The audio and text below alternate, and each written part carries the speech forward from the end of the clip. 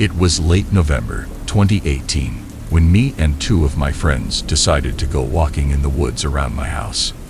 My father had recently bought 6,000 acres of woodland, deep in the countryside, just outside of Hampshire. It was a rather spacious area, but I had no idea the secrets the woods held. Me and two friends, whose names I've changed for privacy, walked into the woods, deciding to take torches with us, although it was only 5 p.m., but the trees were barely a few feet apart. We had to turn the torches on after walking about a mile into the woods. As we walked, we began to notice that the ground was getting rockier, the rocks slowly turning into a broken-down wall. Then I noticed something, old rusted iron, embedded into the ground. Shining the torch around, I noticed how high the wall had gotten. If I had to guess, I'd say about 15 feet high. That's when one of my friends, Mark, said, "Guys, I think we found an old castle or something." Another friend, Amy, piped up and said, "Mark, don't be dumb. There are loads of ruins like this dotted around Hampshire." Their conversation faded as I wandered in, through what must have been a gatehouse. The wooden ceiling rotted away with moss and mushrooms holding the walls up. "Danny," Mark shouted, "where'd you go?" Poked my head around the moldy door frame and shouted, "In here." And Amy, "I think he's right." All three of us wandered through the small gateway and shone our torches around. About 30 feet away from what we thought to be the courtyard was a border wall, just shorter than the gatehouse, made from what looked to be the same stones and woodworm-eaten, moldy wood were some buildings, or rather, the remnants of buildings. We wandered around for about half an hour before I found an odd-looking, old iron trapdoor set in the old stone floor of one of the more complete buildings. I shouted out to Mark and Amy, "Guys, I think I'm onto something here." They both came running. "Well, would you look at that?" Amy exclaimed. "Should we open it?" asked Mark. "Well, duh," said Amy, all while I was investigating the trapdoor.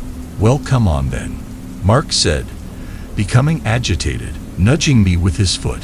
"Open it," he exclaimed. "Jesus, Mark." "Okay, just let me."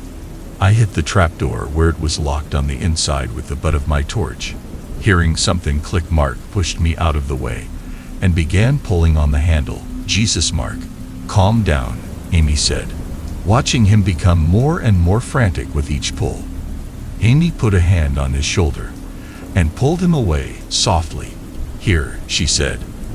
"Let me help." Amy began to pull on the door, me standing to the side thinking. "Wait," I said. "Why would it be locked from the inside?" Mark interrupted me. "Danny, stop overthinking things." I walked slowly towards the two and Amy said, "Got it." As the door swung slowly open, a wafting smell of dank and musty air hit us in the face. Mark said. "That smells horrible." As Amy peered over the edge, she said, "Stop complaining, Mark. It's no worse than your bedroom." As Mark reacted to that comment, Amy was lowering herself down, legs first. "Hey Amy, is it even safe down there?" I queried. "From what I can see, yes," she responded. I peered over the edge, shining my torch into the blackness below. I helped Amy down. The clack of Amy's shoes echoed through what appeared to be a large tunnel. As I lowered her torch down to her, Mark looked around the woods, an eerie look across his face. "Everything okay?" Mark asked. "Yeah," he said, looking down at his watch. "Hey Danny," he asked. "Yeah." Sorta yelled back, "What time does your watch read?" I looked down at my watch and gasped, 9:03. Didn't we leave at 5 p.m.? Amy looked up wide-eyed. "My phone says 9:32. Weird," I replied before starting to lower myself down the hole. "Mark, you coming?"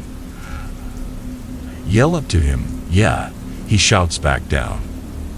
Once all of us were down in the tunnel, I shone my torch around and looked at the moth-eaten banners on the walls. "Jesus, some of this stuff looks like it dates back to the Crusades," Amy exclaimed. Walking further into the darkness, the air got hotter and stuffier. It seemed like we were going deeper into the earth. Gradually, the stone-walled tunnel began to get rougher and rougher until it was rough rock, lit only by our torches. We walked further into the tunnel before it opened into a cavern with a pillar of rock holding up the ceiling. "Wow," Amy exclaimed, "it sure is." Mark paused something, although it felt humid enough for moss to coat the walls of the cavern. It was surprisingly bare-walled. "Guys, get a load of this," Mark shouted as he pointed his torch into a foot-wide hole. As we all crowded around the hole, Mark's torch hit something in the hole, reflecting light back at us for a second. "What the hell?" I shouted. "Yeah, I saw something weird too," Amy looked at me quizzically. "Didn't see anything," Mark said. "No, Mark, get away from there." There was a clicking sound, slowly getting louder. "Mark, you bloody idiot. Listen to Denny." Amy shouted. There was a louder click and then a crack that echoed around the cavern.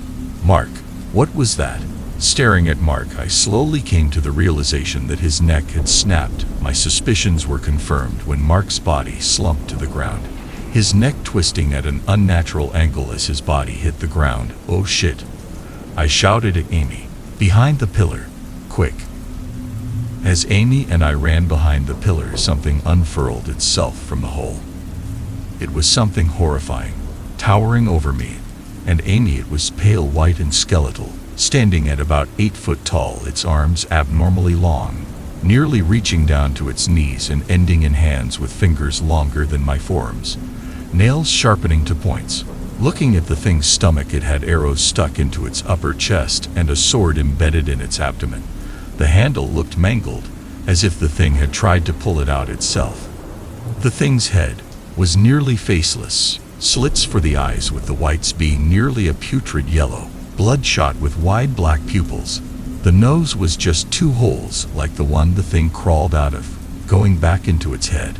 The mouth. I couldn't see it at first, but when it looked at Mark's body, it smiled, revealing sets of sharp, jagged yellow teeth, the mouth stretching so far that it looked like its head should have split in half.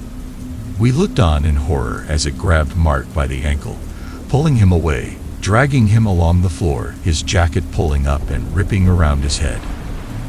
After the thing had stalked its way down another passageway, me and Amy exchanged looks of fear. She began to run back to the stone-walled section of the passage. I pulled her back and held her for a minute, just beginning to forget where we were before I heard a noise that will stick with me for as long as I walk this earth. It was a mix between the mating call of a fox and a woman screaming in agony. This made me and Amy jump up and nearly out of our skin. The only things we could see were the shadows of one, no two, of those godforsaken creatures projected onto the wall by Mark's fallen torch. Amy and I looked on in horror as one of the creatures screeched at the other. Then it turned towards us. A screech later, and me and Amy were running back down the way we came. We were nearly there when Amy screamed. She had fallen. I looked back and stopped, only to see a creature pounce on Amy and bite a chunk out of her shoulder. I ran again, only to crash into something. Staring back at me was the pale, white, sunken chest of one of those things. I was stuck, sank to the floor in defeat. The creature looked at me, as if understanding. That's when I felt it. The kind of hunger that you can't get rid of by eating. But I ate the only thing left in sight, Amy. I wish I could do more, but the supple flesh drew me in further and further. Take it as a warning. Use me as a cautionary tale. If I could speak to you, I would. But all I can do is screech and scrape away in the dark. A faceless husk. My warning to you. If you ever find the ruins of a castle deep in the English woods, run.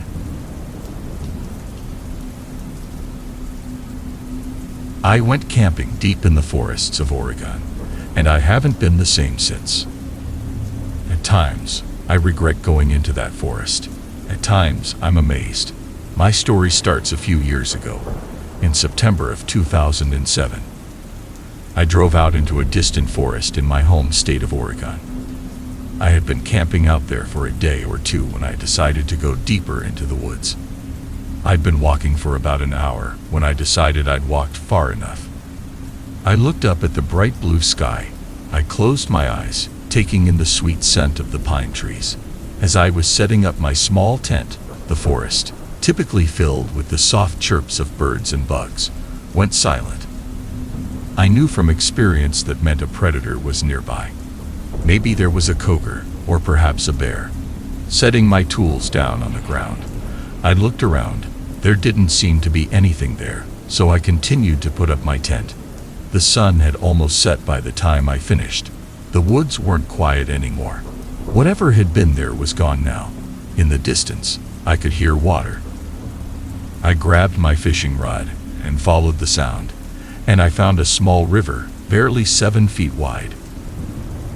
I sat there for a few hours, fishing in wonderful silence. As I was walking back to my campsite in the dark, preparing to cook myself dinner, I froze. Everything had gone silent again, and I could hear something moving quickly through the brush. I couldn't see anything though, because I hadn't made a fire yet. Had only a weak, dim little flashlight to light my way. The forest still quiet. Put most of my fish into my cooler, and started a small fire to cook the rest. The only noise to drown out the deafening silence was the crackling of the fire and the sizzling of the fish as it cooked. Snap! A mere few yards from me, I could hear footsteps. They didn't seem human, but they didn't seem like an animal either. Whatever it was just outside the ring of firelight.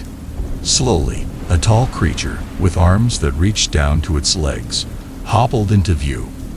It had pinkish skin, and its eyes were blacker than tar. It was very thin, and looked like it was starving. It crept closer to me. Feeling of dread had washed over me. I couldn't move. It opened its mouth wider than I thought physically possible. I was terrified. My shirt and face were drenched in cold sweat.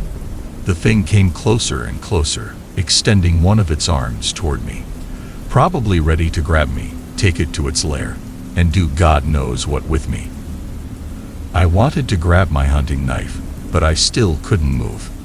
Suddenly, an unholy screech rang out through the night, and something about the demeanor of the creature had changed.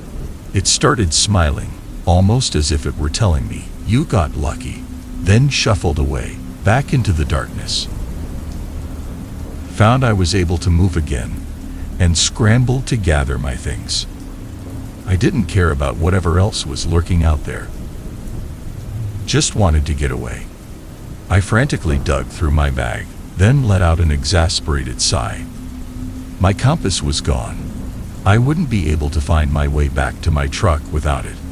I would have to wait until morning to leave. It's been years since that day. When I didn't return as scheduled, I was reported missing by my sister. I was found wandering a highway, disheveled and despondent. My sister was the first person I told about my encounter, and to this day only her and a select few people believe my story. The thought of going back to that forest still scares me, and I never enter the woods without a firearm. I don't know why the creature left that night. I don't know what would have happened if it didn't. All I know is that the forest is dangerous. There are things in there that humans could never comprehend.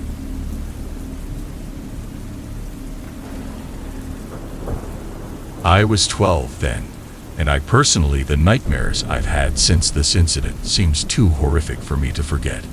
It was about 11:30 at night, and me and a few friends who we'll name Tim and Joe for now, were playing in the woods at the edge of Tim's backyard. This was my first sleepover, so I was mainly just following what Tim and Joe were doing. We stumbled upon a large rock sticking up out of the ground that looked like the shape of a mountain. This rock had to be about 20 feet high, and was intriguing to look at. I seemed to be drawn to the size, and my friends seemed to have the same idea as me. I looked over at Tim and Joe and said, "That looks like fun to climb, don't you think?" They looked at me with a smile, and Joe started his climb to the top with Tim and me following shortly after. Now, I've heard people say that having the feeling of someone watching us is a sixth sense, and others saying that 80% of the time you feel like someone is watching you, there really is. I don't know which is true or if any of them are, But on that night, at the time I made it to the top of the rock, I had a weird vibe suddenly hit me, and the hairs on the back of my neck stood up like a scared cartoon cats would have. Looked into the woods with the trees covering any moonlight, trying to bleed through the branches and leaves. A tall, wide, and slumped pine tree with a very strange stump at the bottom caught my eye. It looked almost like the outline of a human, but only half, as the rest was covered by the tree. Ignored this idea of it being someone as if nothing happened, and had forgotten about the whole thought. About 30 minutes later, we had ventured deep into the woods with nothing but glow sticks left over from past 4th of July parties to guide our way. I remember the exact moment in which my whole world turned upside down. We were just passing by a small, deep hole that looked to be made by groundhogs. We looked down inside to see if anything was living in there, when I heard the most horrific scream, and to this day will never forget the look and emotion on Tim's face as he was dragged away by his arms into the dark woods. It took a minute for Joe and me to comprehend what just happened before we chased after Tim. It didn't take long before we stumbled upon a small shack in the woods that looked to be abandoned. We looked in the other direction and wondered if they ran off another way. Just as we decided to keep running, we heard that same scream from earlier. It was short and seemed to be muffled by something covering it. We quickly ran in the building to see Tim struggling with a large man, wearing a hoodie and some sort of cloth covering his face, trying to stop Tim from resisting. Scanned the room in hope of finding anything sharp or large. Settled with a rusty fork laying on the floor in front of me, I quickly ran up to the man and dug the screwdriver in his back. He screamed in agony and quickly released Tim before dropping to the floor. We grabbed Tim and sprinted to his house, nearly out of breath, and told his parents, who called 911 right away. We scanned the windows hoping to see anything or anyone, but it was just too dark. Turned on the backyard light in hope to see anything or anyone, and almost instantly noticed the outline of a figure staring at the house, and not even 10 seconds later they bolted off into the dark woods. 15 minutes later, the cops arrived and did a full investigation and found the shack that the man had been in, but turned up with no clues as to who he was or where he went. I sometimes hope that I saw that person just one more time, but that was it. The last time we've seen or heard of that man again.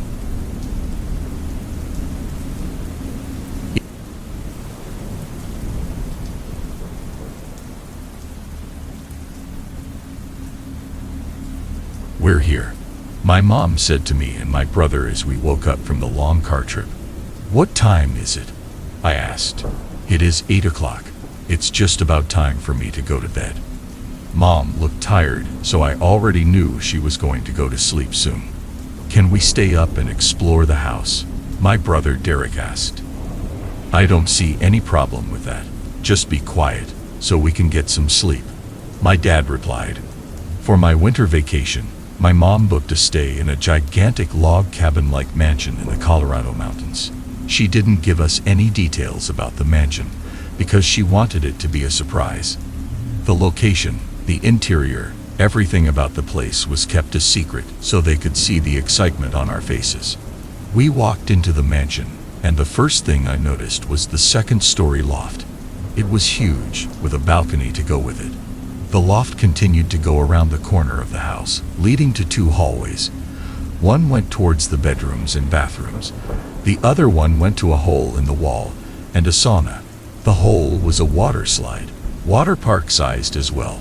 "You want to try it?" I asked Derek. "Absolutely." Mom had told us to pack our swimming trunks, so we changed into them immediately. I let Derek go first and was waiting for a few minutes until he responded. "Jack, it's so cool down here," he yelled as I held onto the bar above the entrance and launched myself into the dimly lit neon slide. The slide was at least 5 feet wide, and it had a lot of twists and turns. Finally, I dropped into a big swimming pool. I could see that there was a set of stairs leading up to a different area to the left and a hot tub to the right. I looked around for Derek, but I couldn't find him anywhere. Started to walk up the stairs until the door opened slowly, with the light in the hallway shining through the crack. I peeked into the hallway until something touched my back. I was ready to turn around and fight until I realized it was Derek. "Where did you go?" asked him. "I went down the slide again." "Did you shut the door when you went out?" "Think so." "Then who opened the door?" "I have no idea. Maybe I didn't shut it, and the wind blew it open." I shrugged it off and went to the bathroom to rechange into my pajamas. The bathroom walls were covered in marble. It also had a big walk-in shower and a 6-foot tub. After I took a shower, I went to bed. My bedroom had a walk-in closet with an entrance to the attic. There was a desk with a lamp as well. I unpacked my journal and a few books that I probably wasn't going to touch with a number of things to do around there, and packed the rest of my clothes into the drawers. I picked up my journal and started to write. Day 1. We have made it to the vacation home. Took a nap in the car to save myself from having to stare out the window for 3 hours. So far the house looks nice. I still haven't checked out the bottom floor though, and haven't explored outside yet. I'll probably do that tomorrow. One other thing, I'm pretty sure that when I was looking for Derek, the door at the top of the stairs opened by itself. Put down my journal and went to bed after only a few minutes. I woke up and saw that my clock said 5:06 a.m. I noticed that my door was slightly cracked open. I was positive that I closed it last night, so I got up and was about to close it until I heard a noise coming from downstairs. The main lights were still off in the main area of the house, but the TV was still on. I focused on the screen and saw that it was on the Weather Channel. There will be a slight snowstorm heading towards the mountains. Nothing to worry about, just be aware as we continue on this week, the meteorologist said. As I continued to watch the TV, I noticed there was a big black mass in the shape of a person laying on the couch. As I tried to make out what it is, a face appeared above the headrest. I immediately shut my door and locked it. You're seeing things. Go back to bed, told myself as I got back into bed. Light was shining into my room as I woke up again. The clock read 10:32 a.m. as I started to get up and put on my winter clothing so I could go outside. I first explored the first floor and saw that we had an island kitchen table. To the left was the hallway leading to the master bedroom and the game room. The game room had a pool table, a beanbag chair sitting in front of a widescreen TV with an Xbox below it. Mom, I'm going to go outside, I yelled as I went into the living room. Hawk, make sure you dress warm, she yelled back. I walked outside and explored a little around the sides of the house and found a hot tub on the left side and a little campfire spot on the right. I went back inside to see if Derek would like to come with me and explore the forest, but I saw that his door was shut, so I presumed that he was sleeping. I walked outside once again and saw a dense forest northwest of the mansion. The woods were covered head to toe with snow. I could see very easily since the trees were blocking out the sunlight, but as I kept walking, the trees were getting denser and denser with every step I took. Don't get off track, follow your footsteps when you're done, I told myself. I continued into the forest until I saw a pattern on the ground. As I got closer, I realized what it was. It was a fresh pair of footprints. They were adult-sized too. I followed them until I saw that they went around and stopped behind a tree. Quickly started to run as fast as my feet could take me. I continued to follow my footsteps until I made it out of the woods. I kept running though. The woods stayed the same, like I wasn't going anywhere. I should have been out of the woods minutes ago, I told myself, after what felt like an hour. Made it out. My parents were bringing extra food in at that moment. I saw footprints in the woods. I yelled at my parents. "Are you sure they were footprints?" my dad asked. "I'm pretty positive they were," answered. "They were probably some hunter. Don't worry about it," Mom replied. I went inside and took my warm clothes and put on my swimming trunks. Started to go to the pool room, but I stopped at Derek's room. His door was still shut, as well as his lights being turned off from what I could see. I continued my way to the pool room and sat in the hot tub. After a few minutes of spacing out, I grabbed my phone from the hot tub steps and started to write in my journal again. Day 2. I've begun to see things around here. Woke up this morning and saw something in the living room. That might have been my imagination, but the footprints in the woods were not. If anything else happens, I'll tell Mom and Dad about it, and hopefully we'll leave before the blizzard comes through.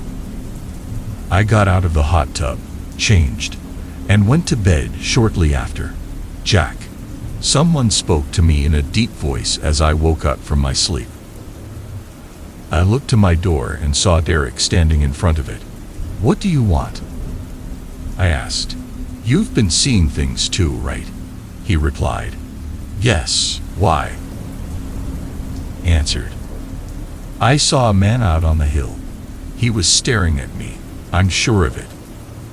I saw footprints out in the woods," I replied. "What should we do?" he asked. "Wait and see what happens next," I answered as he left my room. I went to sleep shortly after. I woke up to my room being extremely cold. I got up and looked for Mom and Dad and found them in the kitchen. "What happened?" I asked. "The power went out a few hours ago. We are getting the frozen foods out of the freezer and putting them outside," Mom replied. I looked outside and saw the blizzard raging on. "We should try to go into town." I suggested the roads would be slick. "There's no way we'll be able to make it," Mom answered. "It doesn't mean we can't try," I replied. Mom grabbed the keys and we got in the car. We left Derek back at the mansion because we presumed he was still sleeping and would come back for him later if we got to town. Being outside and in the car, we could hear the blizzard winds pounding the glass. As we continued down the road, we thought we were going to be able to get down the mountain. But those plans were immediately up in flames when we somehow came back to the mansion. "What the heck?" Mom whispered. We went back inside, and I immediately went to Derek's room. I opened the door to find nothing. His covers were not made, as well as his belongings were still here. I searched the entire place and he was nowhere to be found. I sat in my room as day turned into darkness. We didn't have our phones turned on, so we could save our batteries and use them when we needed to. We sat in the living room with a fire going in the fireplace with wood that was placed there before we got there. It was silent until I spoke. "Where do you think Derek went?" I asked. "There's no way he would have disappeared. He's probably still around here somewhere," Mom replied. "Mom, I checked everywhere. He's not here." The conversation was stopped by 3 huge knocks at the front door. All 3 of us looked at each other, deciding on what to do. "I'll go check through the peephole," I answered and peeked through the hole. At first, I couldn't see anything, like something was covering the peephole, until a face suddenly came into view. I yelped and locked the door. "It's Derek. Please let me in. I'm cold and scared." Whoever was outside wasn't Derek. It had a voice like Derek's, only this voice was ungodly and horrific, like nails on a chalkboard times 10. Mom started walking to the door before I stopped her. "Jack, I need to let him in. Get out of my way." She began to sob. "That's not Derek. If you open that door, we are dead," I assured her until Dad pushed me out of the way and opened the door. What was standing outside was something I'd never be able to get out of my head. It was 6'5", its enormous arms almost touching the snow-covered ground. It grabbed Mom and Dad and ran to the forest I explored earlier in the week. I ran down the road because I knew it would come back for me. After running for what felt like forever, I stumbled upon a small cave and waited for the blizzard to pass. I am currently sitting in a Denver hotel room writing what I remember from that week. This was 20 years ago, and I've never gotten back to a normal mental state since then. I'm planning on going back to the mansion and search for answers, even if it means I'll die for them. Expect more if I do go back and survive.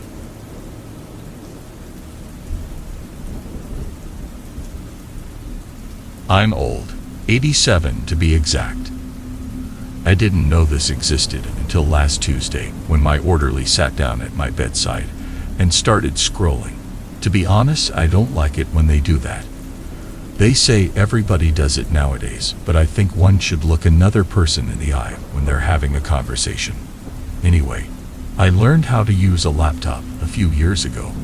I don't have any relatives, and since one need to be online these days to do anything at all, I decided to learn how to use a computer and how to be online. And now I'm about to die. They say it's cancer, but it doesn't matter. I'm old and I'm dying. Simple. I'm almost ready for it too. It's just that I have a story to tell and no one to tell it to. So I'll write it here if that's all right. When I was a young boy, I lived with my parents up in the north where my father worked at a sawmill, as his father did before him, and actually even his father before him. The winters were long, and if we got a lot of snow during the coldest months, we had trouble getting anywhere. One day my grandmother, Elisa, died, and of course it was during those cold months. We couldn't bury her at the cemetery since we couldn't get to the cemetery. And the ground frost made it impossible to bury her anywhere in the ground where we could get to. So we built a snow mausoleum and put her in it as a temporary solution. That was a mistake. I don't know what we should have done, but what we did was not right. In the night that followed, I woke up and the house was pitch black. Normally we had some candles and a few paraffin lamps so that we weren't completely in the dark. But now it was pitch black. And not only that, it was also dead silent. Not one snore, not one squeaking bed. That's when I heard the grunting noises from outside. Grunting noises in the wilderness is normal. It can be anything from a badger to a moose or a bear if you're unlucky. So I actually found the grunting noises comforting since I was inside. It meant that I wasn't dreaming or going insane. I was still in my parents' house in the woods, safe and sound. But what I should have known then, that I have realized later on, is that there is no animal that is in its rut during the winter, and both badgers and bears hibernate during these cold months. So it is very unusual to hear animal grunting noises in the winter. But I didn't think of that then, since I felt that the grunting was not unusual, but rather interesting. I went downstairs to have a look. There I found the rest of my family standing in the living room looking out through the window. All of them dead silent and equally dead still. What is happening? I asked. Or rather, I tried to ask, but my father threw himself over me and gripped my entire jaw with his hands and covered my mouth. He looked me straight in the eyes with a stare that meant absolute panic. I looked at my mother that was still staring out the window, tears now running down her face. She did not make a sound. Everything was quiet. Even the grunting noises had stopped. My father, who saw that I understood the need to be quiet, let me go and raised himself up to look out the window. Did the same. It looked like a bear sitting in the spot where the mausoleum had stood. The building was completely ruined now, and in the midst of the remaining piles of snow it sat. But even though it was a clear night, it was hard to see any details because of the trees. One weird thing though was that it sat cross-legged. I could clearly see its knees poking out on both sides of it. It sat completely still, and it felt like it had its eyes fixed on us, like it was deciding what to do next. Then it got up and stood on its hind legs, and the moonlight hit its face. Everyone in the room held their breath. It looked like a bear, but it was smiling. I swear it was smiling. Not like an animal that you can see is happy. No, this was a real human-like smile. It was looking straight at us now, and I could feel vomit creeping up in my throat. My mother had started crying silently, and my dad held his arms around her in a way that looked like he was equally trying to comfort her and equally trying to muffle the little sound she made. The bear stood there for what felt like maybe 15 minutes, but was probably more like 3. Then it walked away, still on its hind legs. The next day my father and grandfather walked out to the burial site to see what was left of it. Us children were not allowed near it, but since my mother was quite upset, I could easily sneak away. I hid near the site behind a large rock and heard my father and grandfather talking. What shall we tell the others? Look at the trails. The thing dragged her with it when it left. My grandfather said solemnly. My father said nothing for a while, and then he said, "This was a hungry bear who has woken up too early. There is nothing else for it to eat now, so it came here. We will tell them that and forbid them from going outside after sundown." My grandfather said nothing in response, but I could tell he didn't like what my father had said. They shoveled all the remaining snow from the mausoleum into a big pile. That pile remained there until spring, when it melted away. We had a proper funeral for Elisa, of course, but with an empty casket. They have always maintained that it was a bear, but I don't know. I know bears can sit cross-legged. I know they can walk on their hind legs. I know they can make funny faces, and I know they can grab things. Really don't know what I believe, but one thing I will say: beware of grunting noises in the winter. Whatever it was that night, it ate my grandmother's corpse.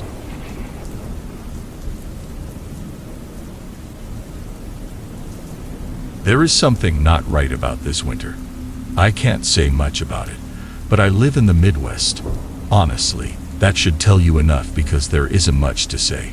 If you don't know what the Midwest is or haven't visited our vast amount of corn and soybean fields, count yourself lucky. There's nothing here, just miles of farmland, sporadically dotted with copses of trees.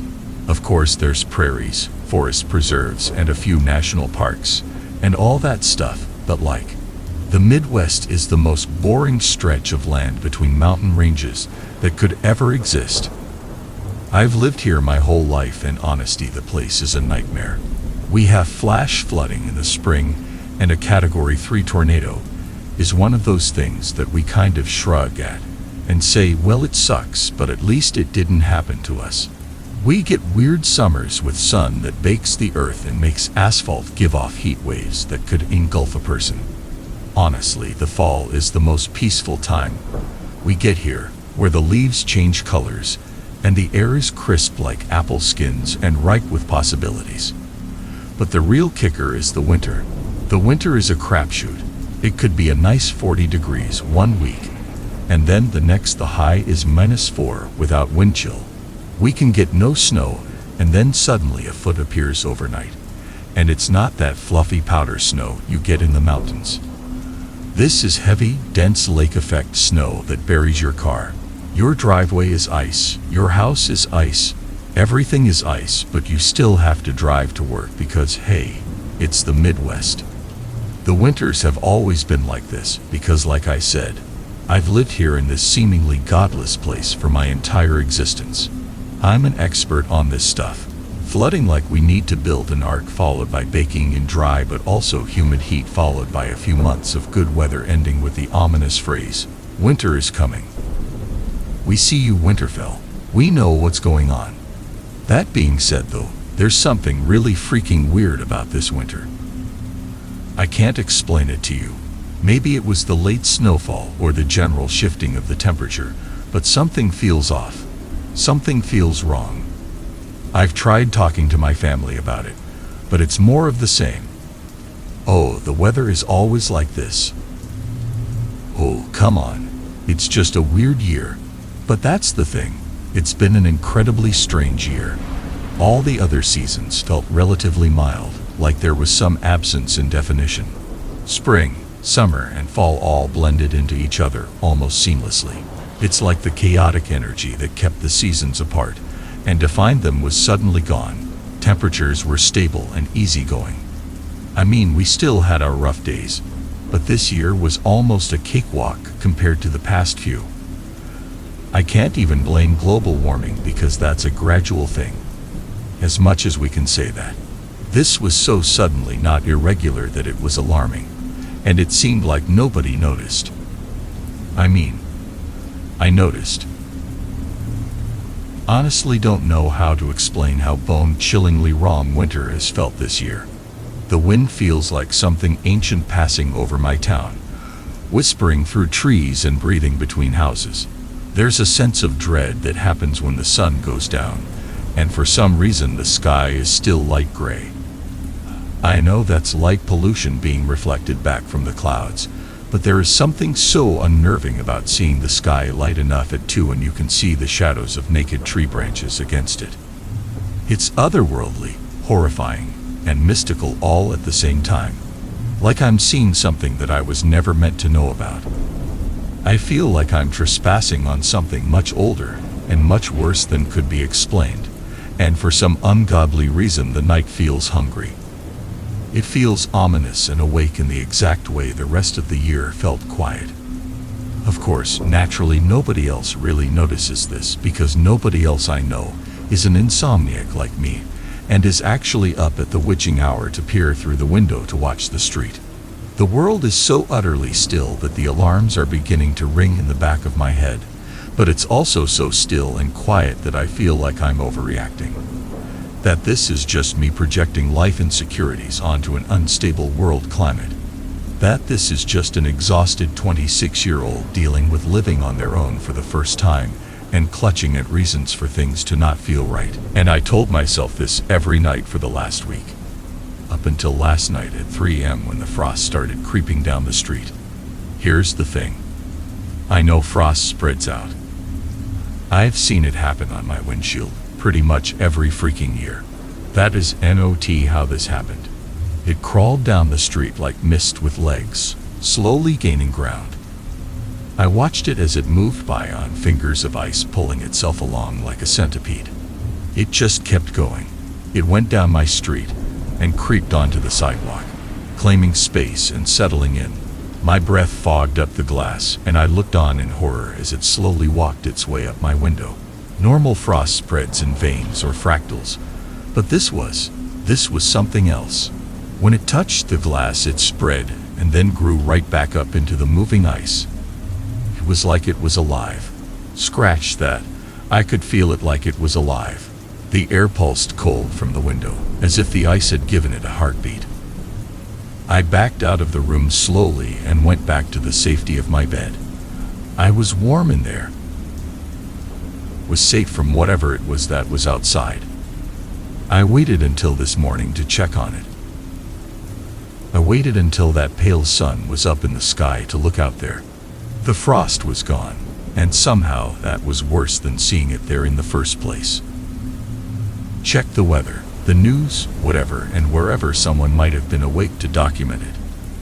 Any Googling I did sent me to creeping ice, which was a lake effect ice thing. I know what that is. I've seen that. I live 20 miles from Lake Michigan. Feel free to search it yourself. Because it looks about right, but it's also nothing like what I saw. There was nothing. In fact, last night was supposed to be 34 degrees and frost might have formed. But there was no way ice would have held around, least of all multiplied itself in front of my eyes. I have to go to work today, and I'm dreading leaving my apartment. Not because I'm cold, not because I'm scared, which for the record I'm very freaked out, but because something feels even more wrong today. Something about how bright it is, and how nice out it looks makes me think I'm in for something horrible. But we'll see. Maybe I'm just making a big deal out of nothing. I'll let you guys know if anything else happens.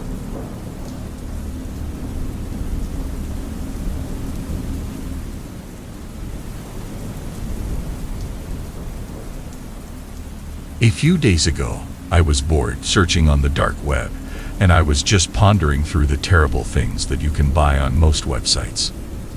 I saw many things such as specific credit card information to severed limbs. As a joke, I decided to buy something that I found. I did not want to go as far as severed limbs, but more something on the side of credit card information or a fake ID.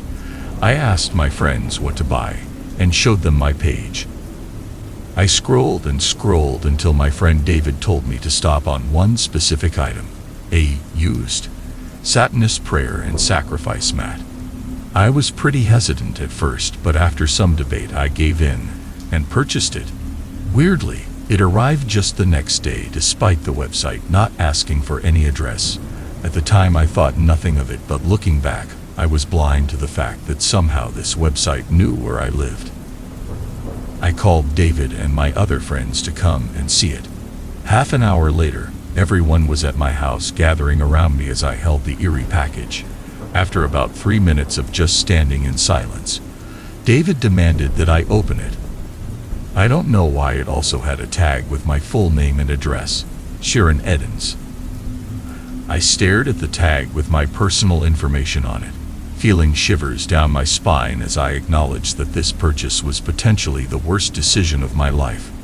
Hesitantly, I cut through the duct tape that covered the opening of the box and pulled the flaps of the box up and to the side so that what was in the box was clear to me. Rolled up like a rug was a Satanist mat. I picked it up and unfolded it. It was red and looked like it had been used heavily, with what looked to be candle wax melted into the fabric, and a darker red-brown stain that looked like a spill or a splatter. Something wasn't right. We placed it on the floor and looked up how to perform a ritual on a mat. After finding out how to do the ritual, we sat in the circle position that the tutorial told us to sit in. We said the ritual, except the tutorial online told us to turn the lights off. We didn't. And because we didn't, the mat turned them off for us. Yes, you heard me correct. The lights flickered on, off, on, and off again. They stayed like that for a while, and by this time I began to realize the mistake we had made. I stopped chanting the ritual. Hey, guys, we should probably stop this ritual now. Did you see the lights flicker?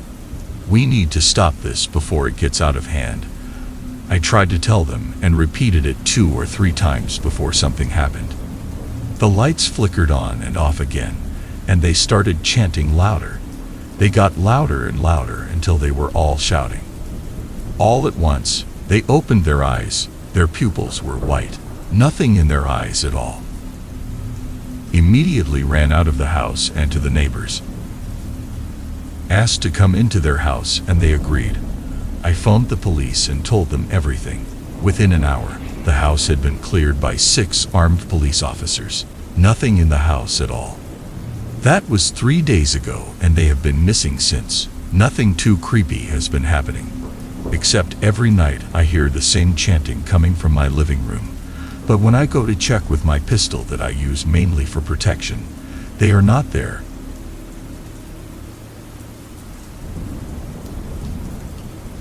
Don't buy books off the dark web.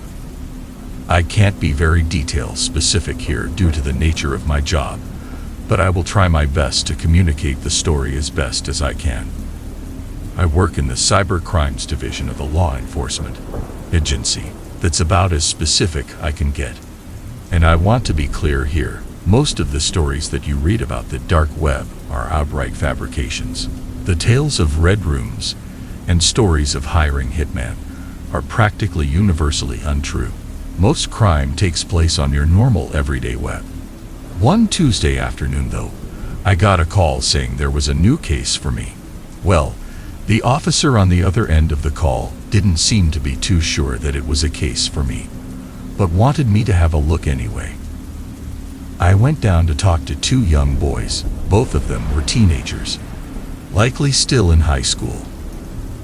I was wondering what this was all even about when one of them started blabbering about something they got off the dark web. Apparently the 2 of them were doing a TikTok or YouTube challenge.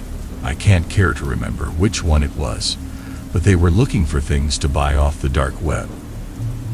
Again, honestly, there's very little actual shady activity that goes on the dark web, unless you want to buy drugs, so the 2 of them were mainly disappointed. Until they found a site that sold books, one of which they bought. I was then handed the book in question. I put on a pair of gloves and flipped through it. It was filled with photos of a young lady. Initially they were of her smiling, and in locations such as that of a meadow, or city square, though as it went on they became more provocative, for a lack of a better term. She began wearing outfits like a maid uniform or a catgirl cosplay, and the last few photos were of her wearing nothing. "Is this all you wanted to show me?" I asked, wondering what the fuss was about. It was then that I was handed a card, one that had come with the book. It said, "Thank you for your purchase, dear customer. Inside you can find a treasure trove of photos of a young girl." Though that's not all that special about this book. To make sure that it is truly one of a kind, we made sure that you could get the full experience. The book is bound with her skin, so feel free to gently caress the leather as you think of her. Again, thank you for your purchase. At this point, I should probably mention, for those who might be unaware, what anthropomorphic bibliophagy is. It's the name for the practice of binding a book with human skin. Probably don't need to say this, but it is illegal. Even assuming the skin was from a cadaver, you'd run into laws dealing with human remains.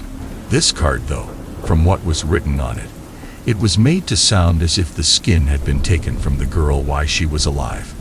Well, either that, or she had been killed and then skinned specifically to make this book. I thought the whole thing was an elaborate joke. My first hunch was that the two boys were in on it, but they seemed too scared for it to be a hoax on their end, and I interviewed the two of them separately, and their stories held up. All right, perhaps they were telling the truth, but that didn't mean that the book was really bound with human skin. Even if it felt like leather, it was most likely animal leather, and all of this added for flavor. I told the officer in charge of the case just that, and said that there was no real need to investigate further, though I did give the young boys a warning regarding buying things off of sketch websites. And that's when the case ended. Or so I thought. As it turns out, the officer in charge of the case decided that on the off chance that it was real, to get the book tested. And it turned out the leather binding the book was, as a matter of fact, from human skin. As you can imagine, interest in the case surged after that. We were dealing with a potential murder case now, and we called the two boys back. I was also brought back on board to try to get to the root of things, and I was able to get the Tor address of the site they used. Unfortunately, all I got was an error message when I used that link. I did some more sleuthing, but that got me nowhere. Frustrated, turned to other sources for help, but there was little progress that I was able to make. Further analysis of the skin revealed that it did belong to a woman, and one of Caucasian descent, which all lined up with what I saw in the photographs. But there was little else that forensics could do, as the process of preparing the leather made many tests unviable. The DNA test of the skin didn't reveal anything, and we searched far and wide to see if anyone recognized the girl in those photos. No match till date. The case was about to turn cold when I managed to find an unexpected lead on a forum. I caught wind of someone else who had purchased a similar book and was confused regarding the veracity of what was claimed about it. It was 3 states over, but we managed to track down the poster, who was a woman who had bought it out of morbid curiosity. Forensic testing revealed the cover was made of human skin as well. She had a different Tor link, one which I tried, and this one actually worked. The site by itself was nothing very impressive. It was as basic as could be, kind of like old sites back in the 2000s. I would have thought that it was a cheap prank based off this alone, but the 2 cases made me hold back my skepticism. I took screenshots of the websites and confirmed with the 2 boys who first came to us with this case that this was the site we were looking for. Both of the books had been mailed from fake addresses from mailboxes within large cities, so there was little to go on there. Given this, we decided to try the site for ourselves, and I placed an order, only for nothing to turn up. If anything, what happened was that the site's URL no longer worked. And it's here where things took a sinister turn. One of the boys, the one who had actually ordered the book, went missing one day. He was coming back home from school, and then, well, There was no further trace of him. A manhunt for months came up with nothing, until one day, the other boy came to us saying that someone had delivered a piece of paper to his house. It wasn't a normal piece of paper, it was a roll of parchment. Testing later revealed that the skin was human, and DNA testing showed that it was from the boy who had gone missing. Upon it, written with what was later confirmed to be blood, were the words STAOI-UUTOFOURDUSINESS. I don't like to admit this, but that single incident spooked me beyond anything I've ever encountered. I'm not really used to being in the line of fire, yeah. I know I'm part of law enforcement, but my work is usually done behind a computer screen. I didn't catch a wink of sleep for 3 nights after we confirmed what it was. I vividly remember how his mother broke down in tears when we gave her the news. There are no more leads aside from that anyway, and I honestly want nothing more to do with the case anymore. People who would gladly skin someone and then use that skin are not people I want to be in close contact with. Well, the case might be over, but I'm leaving this here as a general warning. Do not buy things off the dark web, even if it's more than likely a joke than not. Because sometimes they might not be kidding.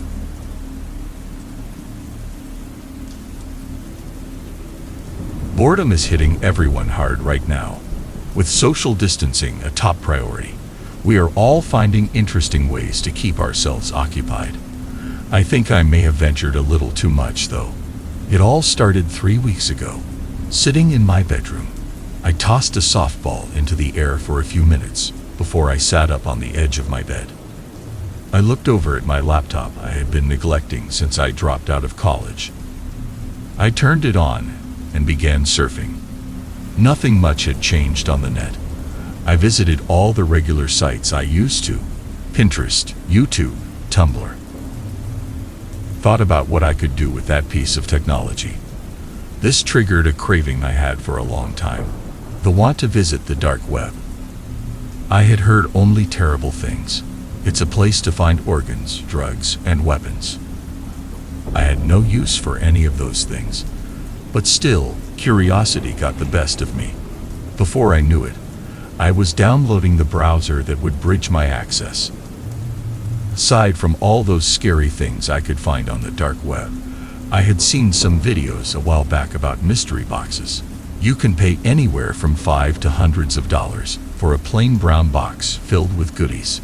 The contents were undisclosed, hence the mystery part. This could be something fun, as it was definitely enticing. 5-minute search landed me on a site that had exactly what I was looking for. Now, I did not have much cash to just blow, so I kept a modest budget of $20. I searched through countless sellers, although I could not exactly tell you why. There was no way of determining which would be the best option, since the descriptions were quite vague. Still, I was a little nervous. I was flushing a crisp Jackson down the toilet. Knowing my luck, I'd receive a box with a chewed-up piece of bubble gum inside. My laptop was one of those you could fold in half and turn into a tablet, so I decided for fate to choose my purchase. Entered my budget in the filters and converted my laptop to tablet form. I closed my eyes and swiped my finger upwards, then pressed down to make my selection. The selection was not all that great, but I was tired of searching already. Read through what was available. Mystery box. Life-changing. Valued at. Priceless. My loss. Your gain. Sounded good enough to me. My lips pursed as I typed in my credit card information, name, and address. As if my body was not agreeing with what I was commanding. The box arrived just 3 days later. I could hardly contain my excitement as I carried it to my bedroom.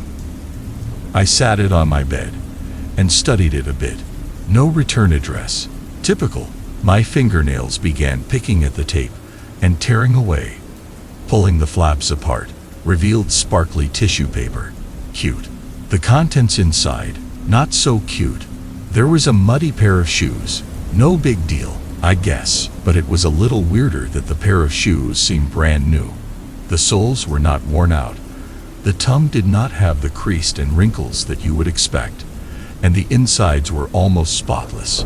The next item was a tiny, black, crushed velvet bag. The kind of bags you pull closed with strings. The feeling was not very impressive. I shook the bag around a bit, and thought it sounded like little rocks inside. I pulled the mouth apart, and poured out the contents into my hand. Audible "damn" escaped my lips. My hand flipped over to break the contact it had with my skin. They scattered. Teeth. Really? I let my body rid the creeps by giving a little shiver. I peered back in the box. One more item remained. A diamond ring. Maybe this box wasn't such a dud after all.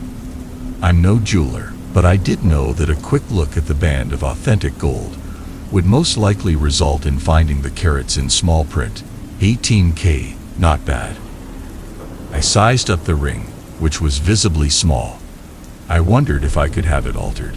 I might as well get something usable out of this. The next day, I carried my small finding to a local jewelry shop. I inquired about the authenticity, which they verified. Small fee, and a day later, I was sporting new ice. I was pleased with my purchase enough to leave a modest review to my seller, but when I tried to rate him or her, my laptop froze up.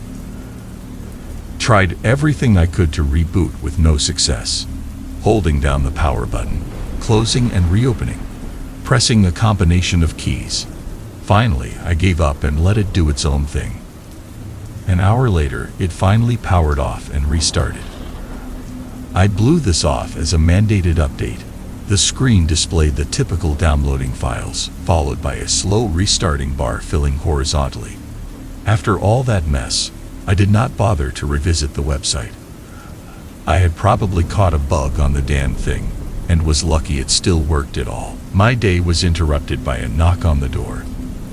At the other side of my door stood a man who towered over me. Only poked my head out, and placed my hand on the outside of the door, almost hugging it, obviously uncomfortable with an unexpected visitor. The man at the door verified my name, then asked if I would follow him down to the station, just to ask me a few questions. Station? What station? I asked. The police station, he responded. In the middle of us talking, I noticed he was staring at my hand, which I jerked away, still unconvinced with what this was all regarding. Regardless, I was too scared to question him, and did as he asked. We arrived at the police station, where I was guided into a small room. Only a desk and 3 chairs were inside. The video camera in the corner. The officer proceeded to ask me questions. Where I was on some night 3 years prior. Where I was on some night 8 months prior. I knew a young woman by the name Selena Ramos. I was familiar with a lady named Melody Stissy. It was all a bit much to take in, but I gladly obliged, as I had no idea where they were going. I knew I had done nothing wrong. I knew I had nothing to hide. I knew that the faster I answered their questions, the faster it would all be over with. I remained in that room for hours. He asked the same questions in different formats. In an attempt to catch me in a lie, he asked for my permission to search my home, grab what they needed, get my fingerprints, all that good stuff. Again, as I had nothing to hide, I agreed. Trying to explain where the things came from was no use. They only circled back to my search history. They claimed to know this was my scapegoat, and even advised me I wasn't going to get out if this one. The officer stated, "We are not buying your bullshit. There was no black web visited from your computer. There is no purchase made from WLF 267. Just face it, we got you." That was enough to make my tears stop. Cocked my head sideways and said, "Excuse me. What did you say?"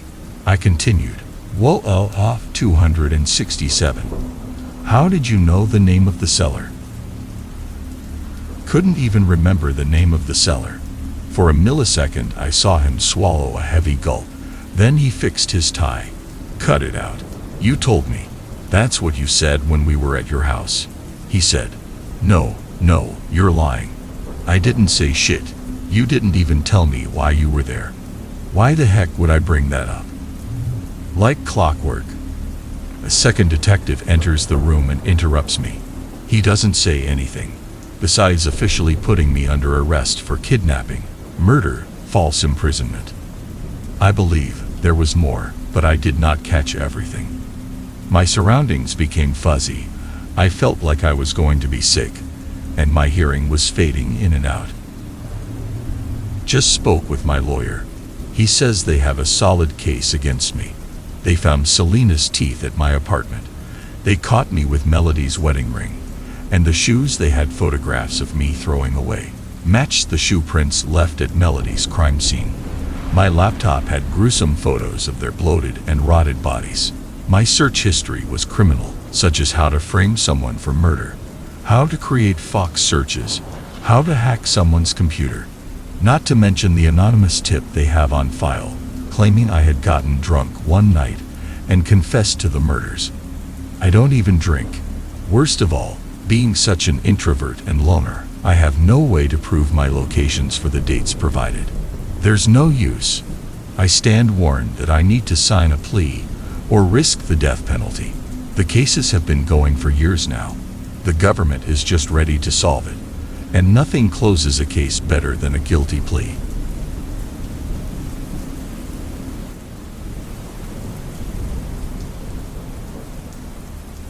My name is Tom.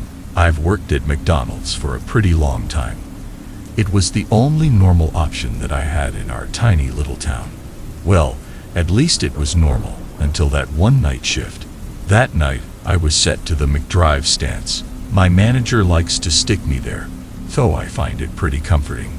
The job is basically to sit on a chair next to the intercom, get the order from the customers outside, make it, and serve it to the customers through the reception window.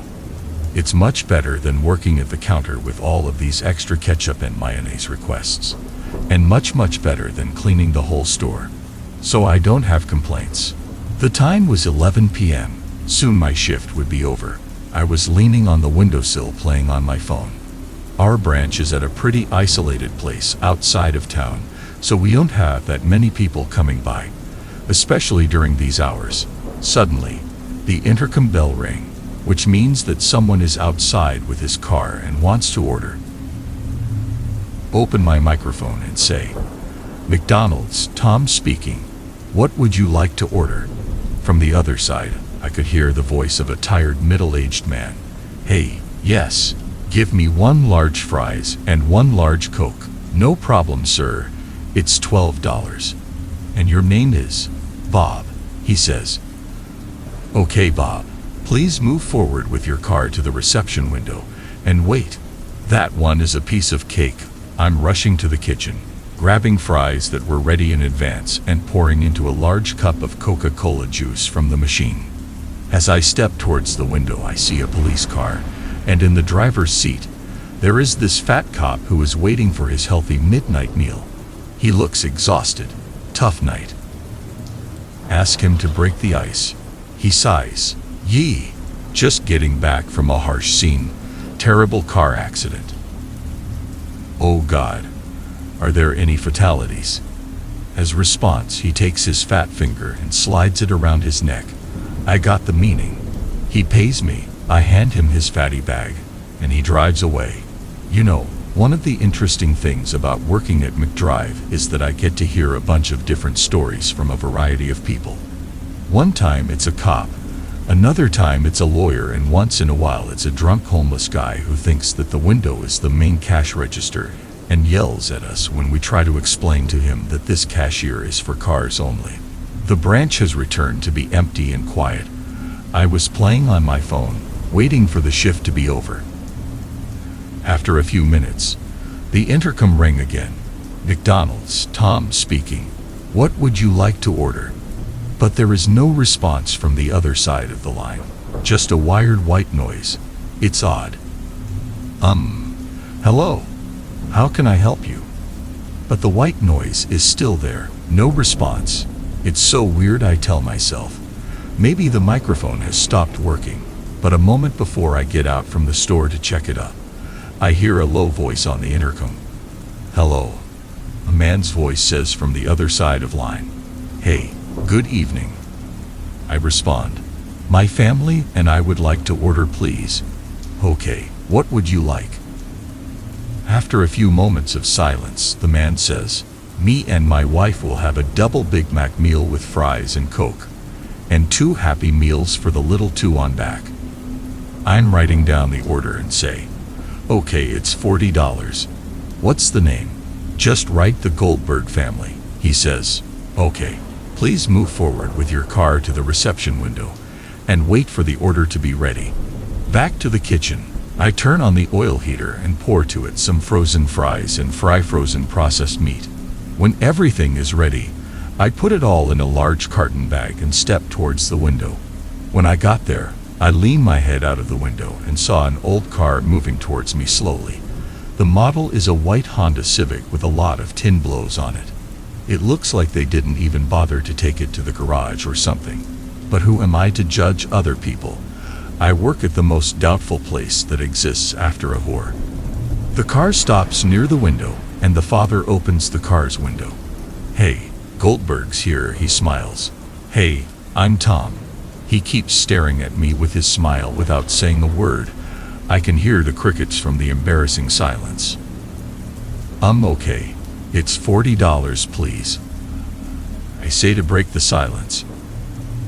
"All right," he says and opens his wallet, searching for money. As he continues to search for his money, one of the 2 kids suddenly yells, "Dad, I'm hungry." And then his younger sister yells too, "Yes, Daddy, bring the food." Their mother quickly turns her head to them and says, "Here, in a moment you'll have your food." The dad looks at me with a shameful look and apologizes. "Sorry for this. We are starving to death. We had one hell of a ride. All good." I smile to him while he continues to look for his lost money in his wallet. I leave their order on the inside floor under the window until they'll pay. Suddenly, I'm starting to smell this awful smell of something burned, like something is burning really strong. Turn to the family. "I'm sorry, I got to check something." Before they reply, I'm already running to the kitchen, ready to see the damage I did. God, I probably forgot to turn off the oil heater, but as I got there, the smell was no longer there. Nothing has been burned down, and the kitchen looks normal as always. This is so wired. After a moment, I remembered that I have to get back to the reception window to complete the payment and deliver the family their order. But as I returned to the window, the Goldbergs were no longer there. Their bag is still on the floor, and they didn't leave the cash for it. I took my head outside from the window, and there was no sign of them or their old rusty car. Few moments after my shift was over, as I was driving home, I thought to myself, why the hell they leave without taking their meals if they were starving? And also, from where did this weird smell coming from? So wired. In the morning after I arrived at a morning shift, again in the McDrive stance, as I step inside the branch's main entrance, I see all the staff and my manager gathering around the small TV screen. It was a news broadcast. It's rare that something happens in our little sleepy town, so it must be something serious that occurred. The broadcast begins.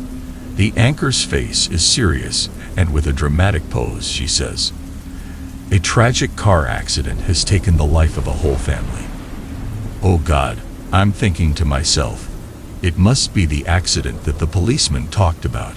But then, the video footage of the event is being played on the screen.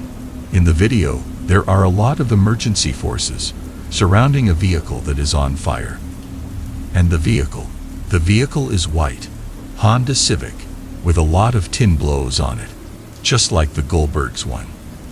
As I'm trying to figure out what the hell is going on, the anchor continues. The Goldberg family were on their way from a long road trip, and all they wanted was to stop by at the close McDonald's branch just around the corner. But a few moments before, their car suddenly deteriorated to the side of the road, and the result was fatal. The vehicle crashed into an electric pole that was at the corner. Because of their high speed, the pole collapsed on the car and blew up, and the car caught fire, leaving the father, mother, and their 2 children to burn to death. The report ended. I stare at the TV screen. Still can't believe what I just heard, mumbling to myself, what the hell? They died. Cannot be true. Saw them alive yesterday. They did make it to the branch. King took an order from them, and suddenly, before I can finish my mind, the intercom bell rings. It takes me a few seconds to realize. And it rings again. Tom, my manager, accelerated at me. What are you waiting for? There are customers outside. Answer them. With my hand shaking and my heart beating fast as hell, I open up the microphone and say, McDonald's. Tom speaking. What would you like to order? But then, I hear this voice again. It's the dad. We didn't take our meals last night. Can you bring us food? We are so hungry.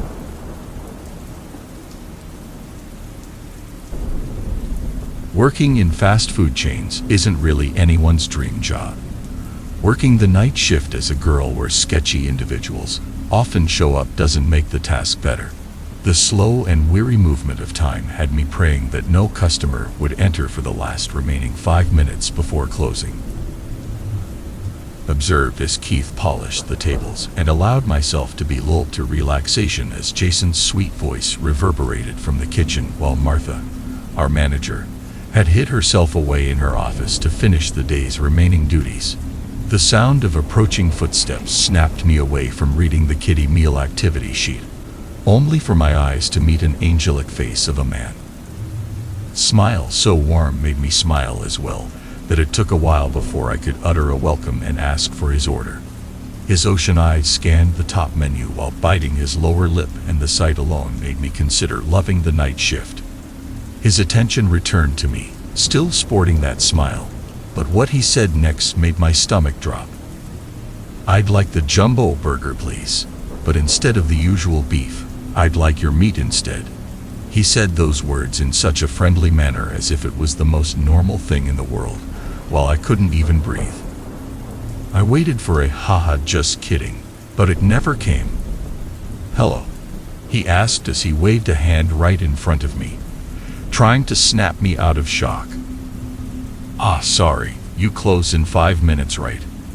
That's not enough time to cook your meat. I personally love the buttocks, meatiest part for me. He chuckled as he sent a wink my way. My tongue felt non-existent as fear took over my system. The ringing in my ears managed to muffle his voice and the horror that left his mouth. Oh, so I guess I'll just have the large fries and large Coke, please. Thank you so much. His last request was said with such a polite tone that I felt like my mind was ready to lose it. I watched as he took the table near the door right next to where Keith was cleaning. I felt cursed, like I was hexed to stand in that spot forever with only the nightmare to keep me company. Keith's running form was enough to shake me out of my trance and allowed me to finally say the word "what" as he pulled me into the kitchen. Jason gave us a questioning look, but before he could even inquire, Keith spat out words that made the horror even worse. That man out there showed me a cut on top of his finger that had sliced through the skin, and before I could even offer a band-aid, he deliberately pulled that skin back with his teeth, pulled it off and chewed it as he kept smiling at me. What the heck is this shit? I felt every tension in Keith's body as he paced back and forth, trying not to have. Jason turned ghostly white at that, and we saw how he struggled to process the situation when I recounted what that man said to me. 911 call was made by Martha when everything was explained to her. Jason sat in front of the locked door of the office holding a knife just in case the man decided to come after us, while Keith held my hand the whole time as the tremors started to wreck my body. The police arrived after a short time, but upon inspection, the man was no longer in the premises. Statements were taken, and even the authorities couldn't hide the disgust that got etched in their faces as our story got unfolded. Sleep never came to me that night, and I quit the very next day. Walking the streets had become something so difficult now, as I had developed a fear of strangers smiling. Whatever happened that night clearly ruined me. He was never found, and I pray every day that he wouldn't find me. To those working the night shift, please always be careful. Deception is a mask that fits everyone. It was an icy December evening when I started my usual night shift at the abandoned nursing home in the small town of Clintonville. The clock read 11:00 p.m., and the moon hung low in the sky. It was my job to patrol the empty hallways and make sure everything was going well. But this night was going to be anything but ordinary. I carried my flashlight with me, as the lighting in this old building was often unreliable. The creaking of the floorboards and the whispering of the wind through the windows created an eerie atmosphere. I was alone in this facility, except for the shadowy memories of times past. As I walked down the hallway, I heard a soft, rhythmic knocking. My heart began to beat faster as I neared the source of the sound. It came from one of the rooms that served as a lounge for the residents. The door was ajar, and the knocking grew louder. Carefully pushed the door open and illuminated the room with my flashlight. An old rocking chair moved back and forth by itself as if someone was sitting in it. But there was no one to be seen. The room was empty except for an old radio sitting on the table. The radio was on, and a distorted, monotonous tune was playing from the speakers. It was as if a ghost was moving the rocking chair and playing the music. A shiver ran down my spine. I had always believed in rational explanations, but this experience shook my beliefs. Turned off the radio and left the room, still confused by what I had seen. But that was just the beginning. As I continued to patrol the hallway, I heard faint footsteps behind me. I turned around, but there was no one there. The footsteps grew louder and closer. I began to run, swinging the flashlight around wildly, hoping to catch a glimpse of my pursuer, but it was like someone was always one step ahead of me. The darkness seemed to come to life. Finally, I reached the lobby of the nursing home and tripped over my own feet. Falling to the ground, the footsteps stopped, and the silence returned. I found myself on the floor, feeling like I was being watched. With shaking hands, I sat up and tried to organize my thoughts. But then I realized the painful truth. My eyes fell on the license plate of the company vehicle that was parked in the driveway of the nursing home. It was the same license plate I had seen at the start of my shift. I had been sure I was alone in the nursing home tonight, but now I realized I wasn't. The one haunting me wasn't a ghost or a supernatural entity. It was a real human. At that moment I heard faint laughter from somewhere. The darkness played with my senses, and I couldn't pinpoint the threat. Rushed to the exit, opened the door, and ran outside. There, in the glow of the streetlights, I saw him. A man stood at the edge of the sidewalk and grinned evilly at me. It was the driver of the company vehicle who had been following me the whole time. With one last laugh, he disappeared into the darkness, and all I could do was collapse, exhausted, onto the sidewalk. My horror that a living human being had stalked me in this way far exceeded any supernatural fears I had ever had. The police were called, and the man was caught. It turned out that he was a former employee of the nursing home, and was obviously mentally disturbed. However, the horrors of that night have haunted me forever, and I wonder if reality can sometimes be as scary as the worst nightmares.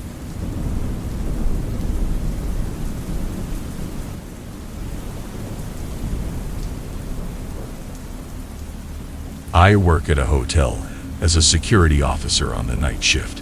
It's a fairly decent-sized hotel with 305 rooms.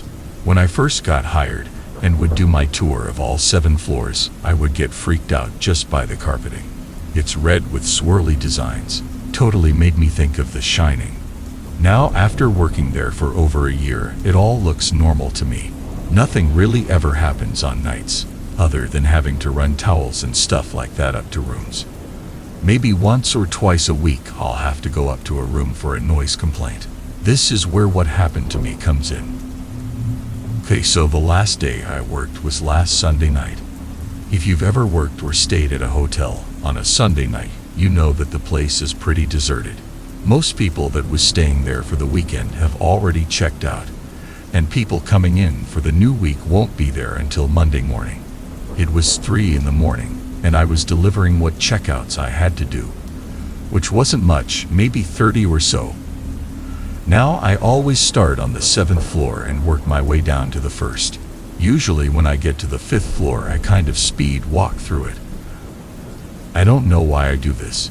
There is just something that I don't like about that floor. It looks the same as all the others, but there is just something that don't sit right with me. I feel like someone is always watching me when I'm on that floor. So I get to the 5th floor and I start my speed walk. As usual, I felt the odd feeling I normally feel, but this time something happened. When I passed room 509, I heard what sounded like a little girl crying in the room.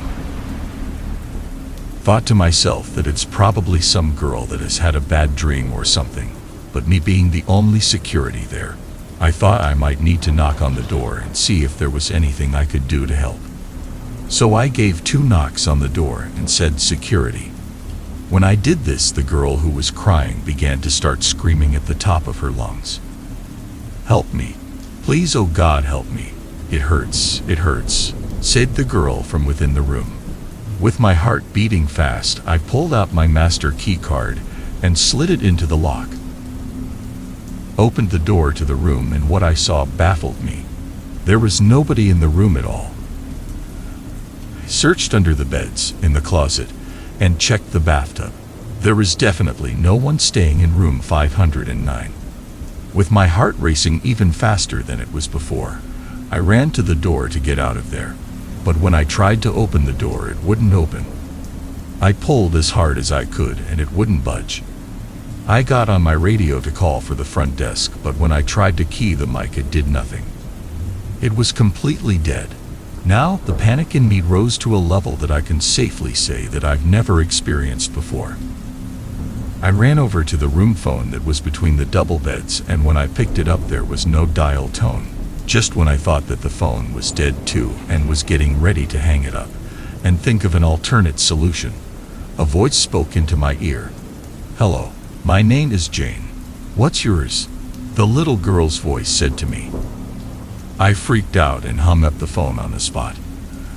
I tried my radio again, and still nothing happened. I looked out the window and contemplated on smashing it so I could just get out of this room.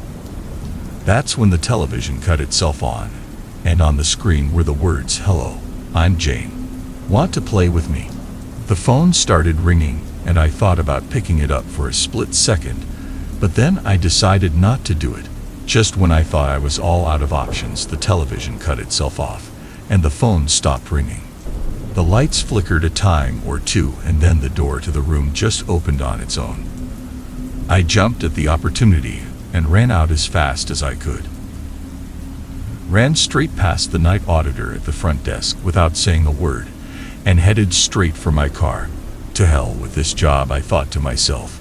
That was last Sunday, and now it's the following Saturday afternoon.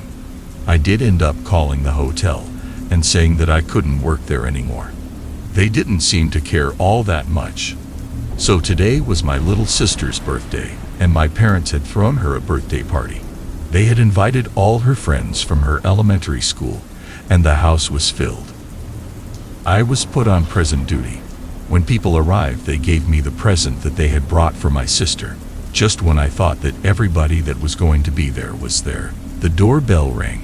My mother went to answer the door, and when she came back, there was a pretty good-looking woman around 40 standing there with what I assumed was her daughter. "Hey Thomas, this is Gwen and her daughter. They just moved here last week," said my mom. "Oh, nice to meet you," I said in return, not thinking anything of it. Just then my sister ran up to my mom and was saying that she wanted to open her presents. Not right now, hon. Look who came to your party. This is Gwen and her daughter. They just moved in next door last week. Oh, hi, my name is Rachel. What's yours? The little girl sat down the present and said, Hello, my name is Jane. Want to play with me?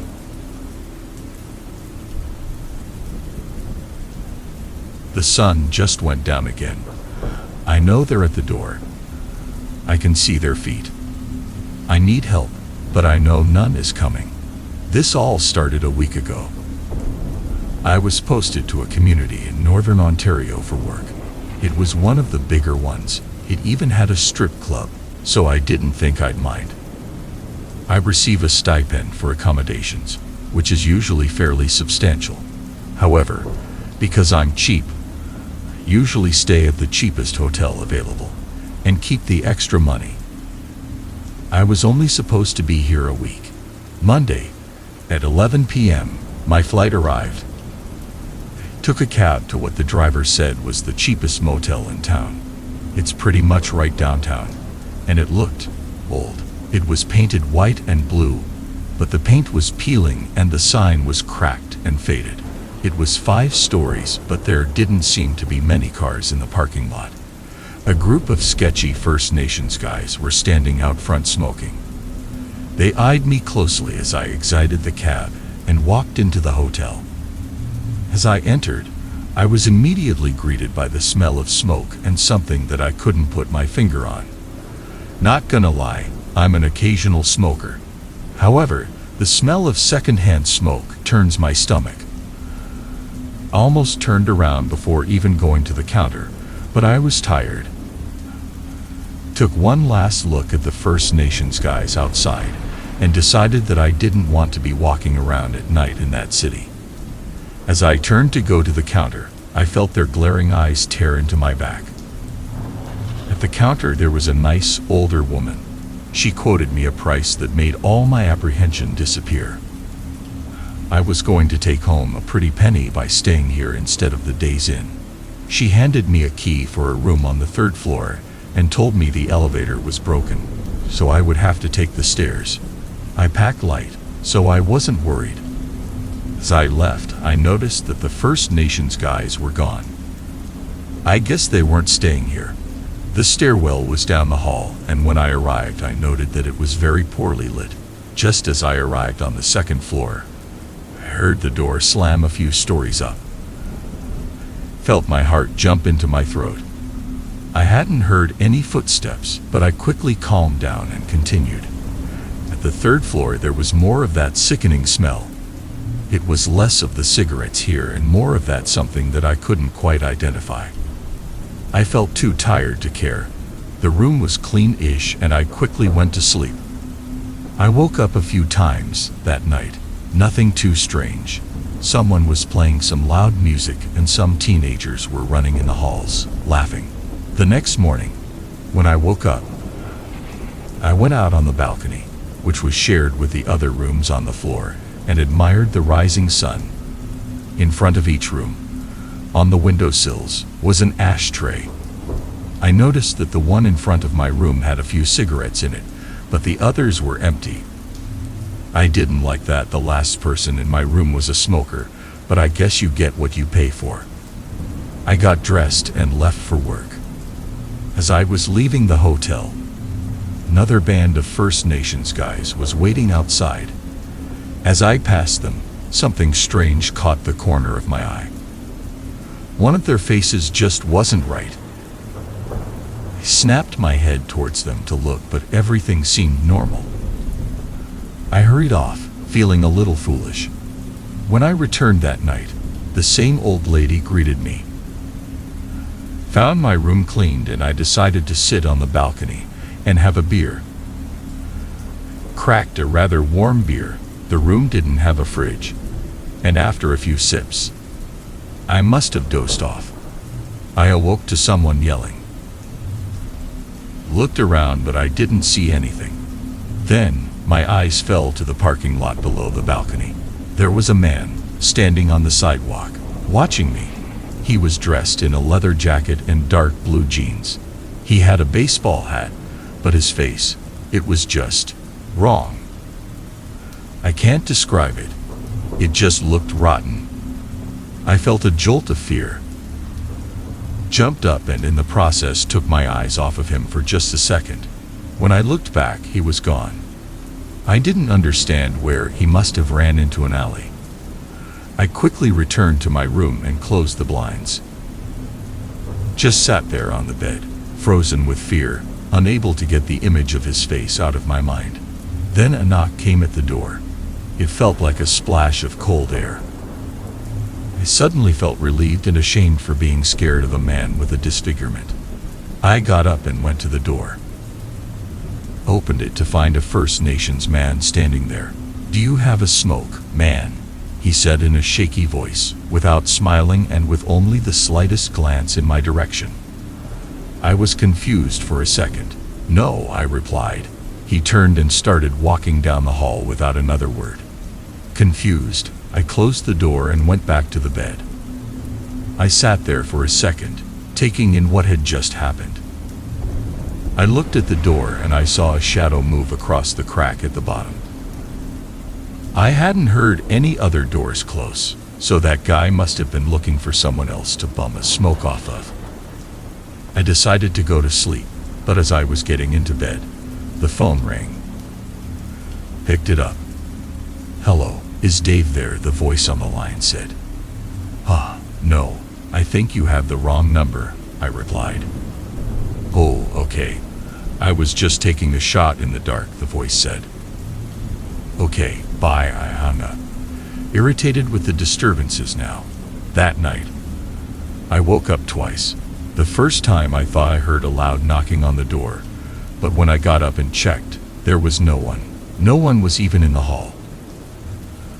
I was half asleep, so I didn't think anything of it. The second time I woke up was from someone running up and down the halls again. Considered going to tell them to stop, but I decided I'd talk to the hotel manager in the morning. That morning, I woke to an especially strong smell of smoke. It was almost as if someone was smoking in my room. These walls had to be very thin.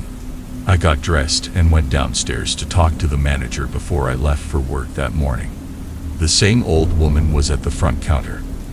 I found that strange. Does she work 24/7? Told her that there was someone running around on that floor late at night. She seemed troubled and she told me that there wasn't anyone else on that floor. Told her that was impossible and that some First Nations guy was in the room beside me. He even came to ask me for cigarettes. She told me he must have been from another floor. She said she wouldn't put natives on that floor. Confused. Thanked her and left. Another group of First Nations guys was waiting out front as I left. That night, the room was not made up. This was typical of busy, budget hotels, but I hadn't actually seen many people around. I was slightly annoyed. I turned on the TV for the first time, but all I got was static. This just made me laugh. No wonder no one was staying here. Suddenly, the phone rang. "Hello?" I asked as I picked it up. "Do you have a cigarette, Dave?" the voice on the line replied. "You called yesterday." "This isn't Dave," I said.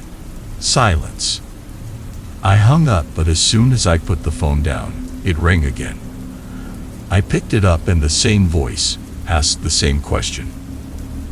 I gave the same answer and hung up. Yet again, as I put the receiver down, the phone rang again. This time I didn't answer. I just immediately hung up. Tired from a long day, I flipped on my laptop to watch some porn. A minute into Skin Diamond doing unmentionable things, a knock came to the balcony door. I was shocked, half because I was watching porn and half because of confusion over who was on the balcony. I did up my zipper and went over to the balcony door. I hesitantly opened it to find a First Nations guy standing there. "Can I bum a cigarette, man?" he said, shifting his eyes to me only for a second. They seemed sunken and dark. "No," I said, annoyed, and went to close the door. "You're going to join the others," he retorted, as there was just a crack left in the door. I froze. I didn't know what to do. Had he really said that? Had I misheard? Quickly locked the door, but a second after I let go of the handle, I heard him trying the knob. Turned around to go to the phone to call the police and noticed a shadow through the crack at the door to the hallway. Whoever that was suddenly started trying to open that door as well. I jumped across the bed to the phone. I picked it up and started dialing 911.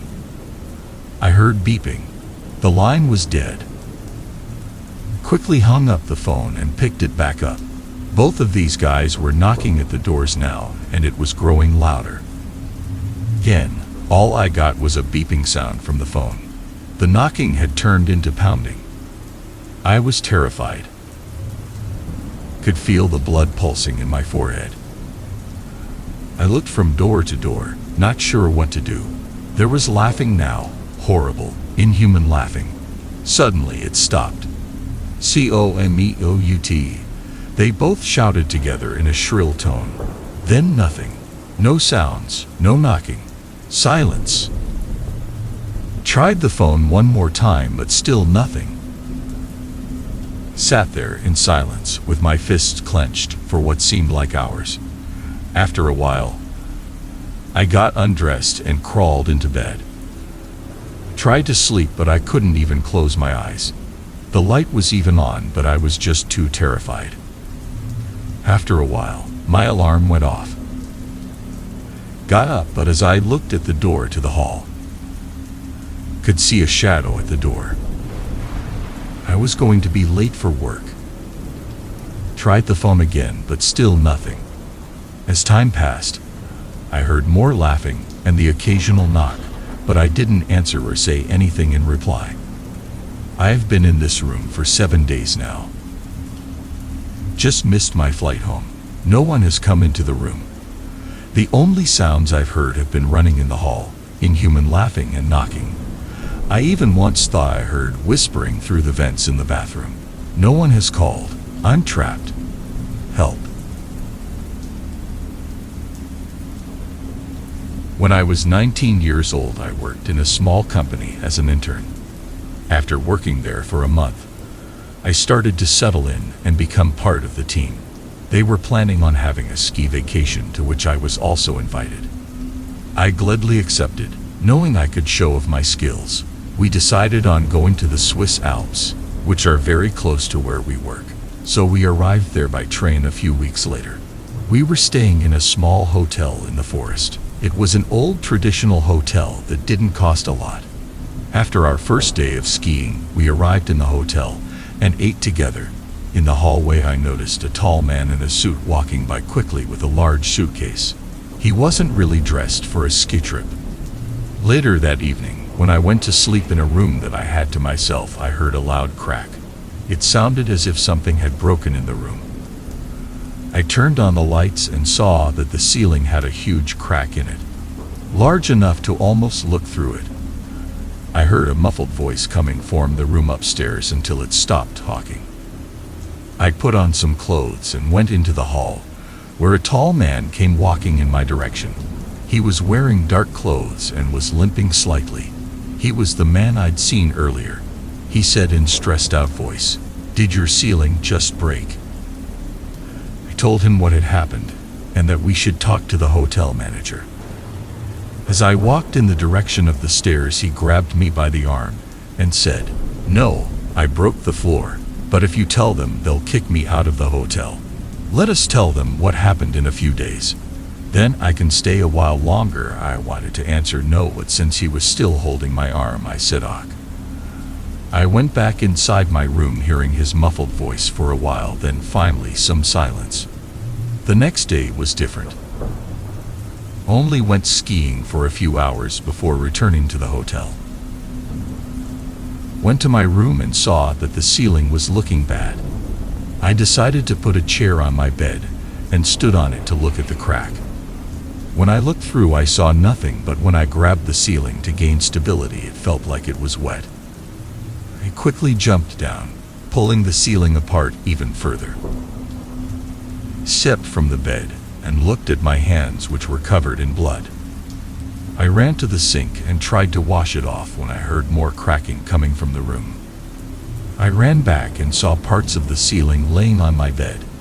As I gathered the parts, the ceiling broke completely, and a woman fell on top of me. She was dead, and her face was completely disfigured. She had scratches not just in her face, but all over her body. I screamed, threw her to the ground, and ran towards the door frantically. This was when I heard loud footsteps coming towards my door quickly. It was audible that the person was limping, so I knew it was him. I heard banging on the door while I ran towards the window. As I climbed out of it, I screamed for help, and the man was quickly caught by another guest. He had tried to hide several corpses in his hotel room, one of them under the floorboards, which had resulted in the floor breaking. The police told us this. They also told us that he had escaped before they arrived at the scene.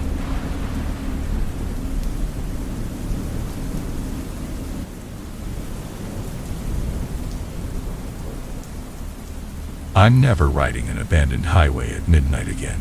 Nick's dad is a politician, and man is he paranoid. Last year, a senior minister got jailed for a year when he ran over a homeless man. The minister swore that he hadn't done it. He claimed the man had jumped in front of his car and tried to blackmail him into parting with a load of cash. Thuft. Sure, that poor innocent politician got sent to jail for no reason at all. It was the evil homeless man at fault. After all, couldn't he have gone to a nice hotel or something? Did he have to sleep somewhere as inconvenient as the sidewalk? Stupid as it sounds to normal humans, Nick's dad was convinced it was true. There was an entire gang of people ready to jump in front of his car and ruin his life. It actually kept him up nights until, a few months ago, he got cameras installed on his Audi Q5. So far, a grand total of 0 human beings have tried to jump on his car. It's almost like most humans don't want to risk injuring themselves gravely for a little money. Think it secretly disappointed Nick's dad, a little, like he had this grand scene planned in his head court of law. Grim-looking judge, an evil opponent accusing him of manslaughter, and bam, proof that it's the opponent who needs to be jailed for fraud. Anyway, mostly, that stupid camera just makes it harder for us. Every time we take the car for a joyride, we have to back up and erase all the evidence from the cam.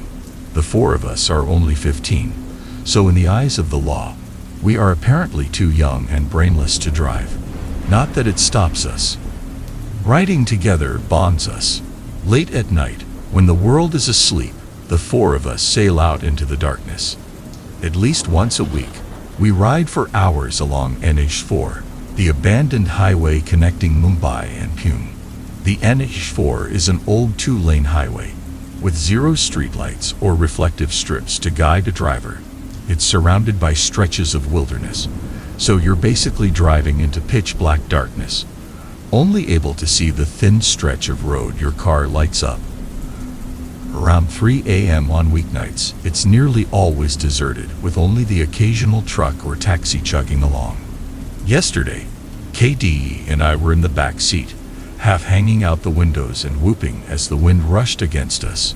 Nick was driving at about 110 km, one hand surfing the wind. Tanya was looking up what song to play next. "What the hell?" Nick said suddenly.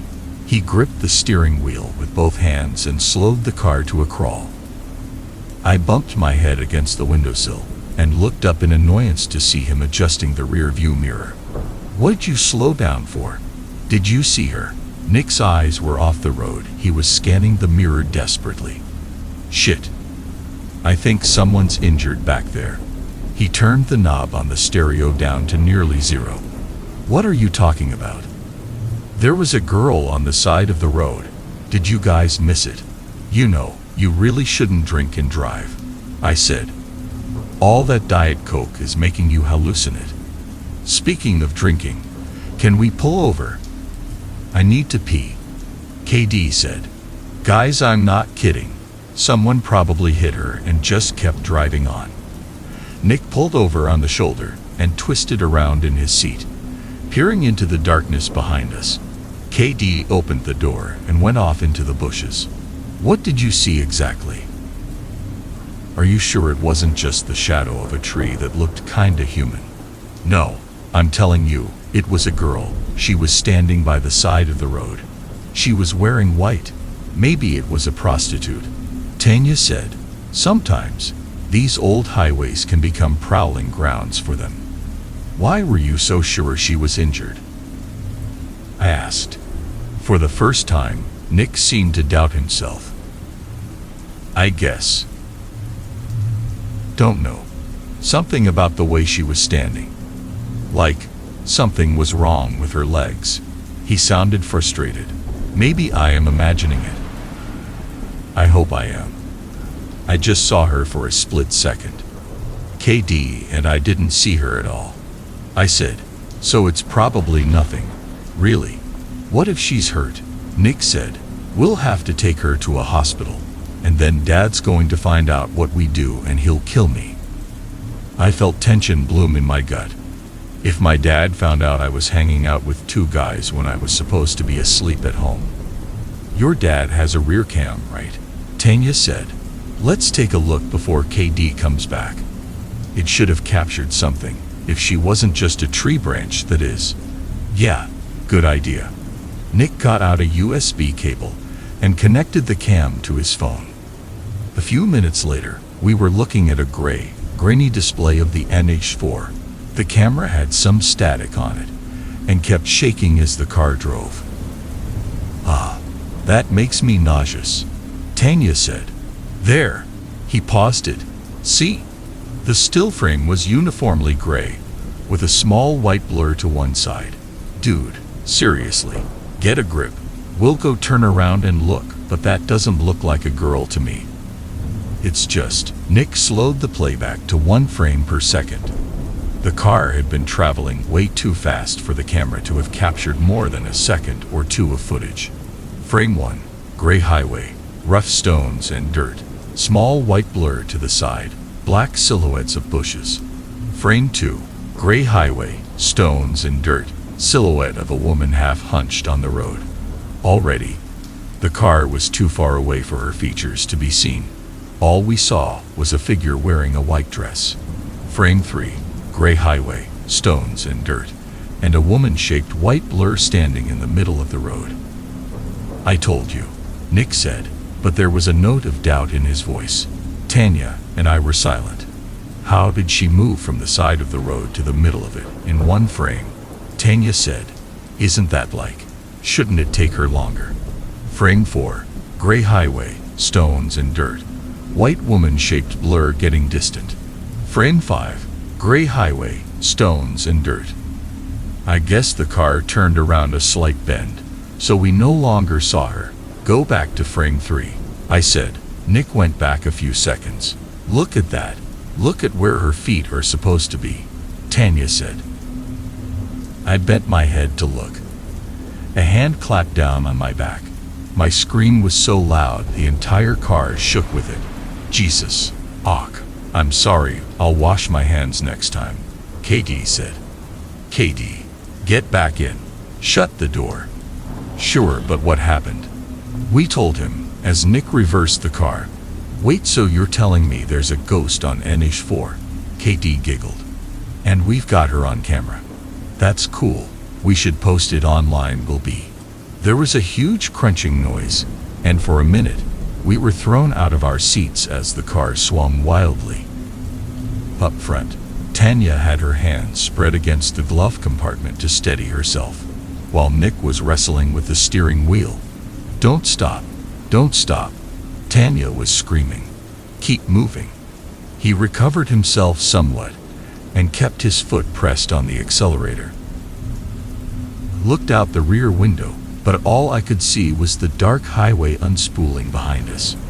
We checked the camera again when we got home, but it must have been damaged because the white blurs are replaced with static now. KD, that idiot, wants to go back. Can you believe that? Says he wants proof that we'd be rich and famous if we found it.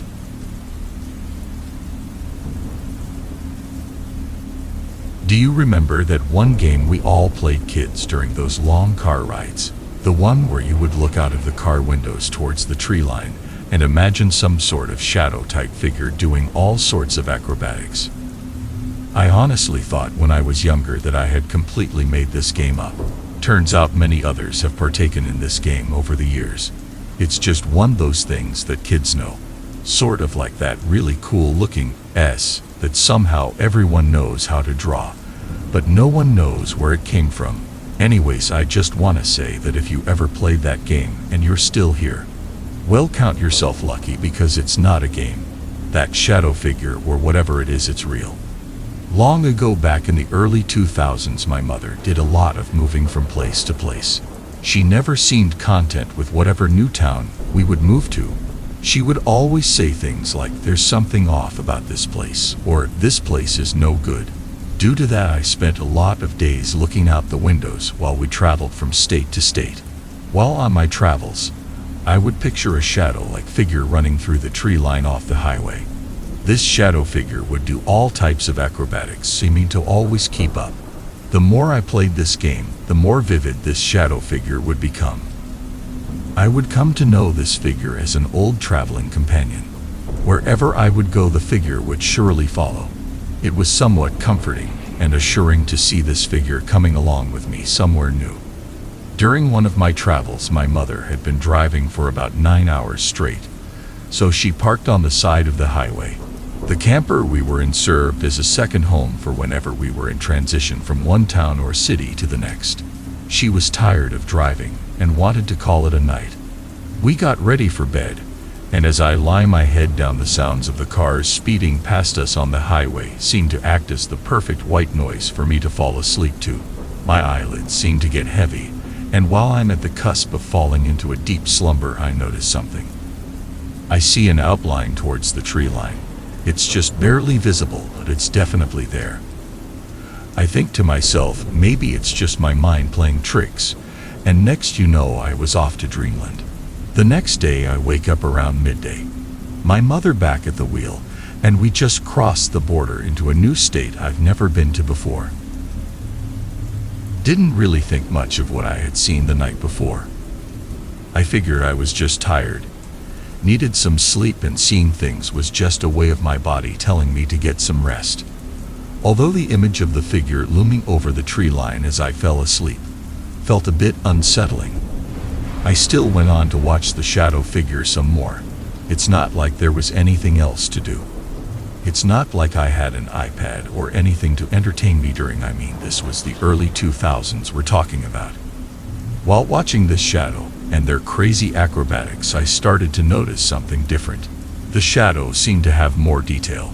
It was as if this shadow had become a physical entity.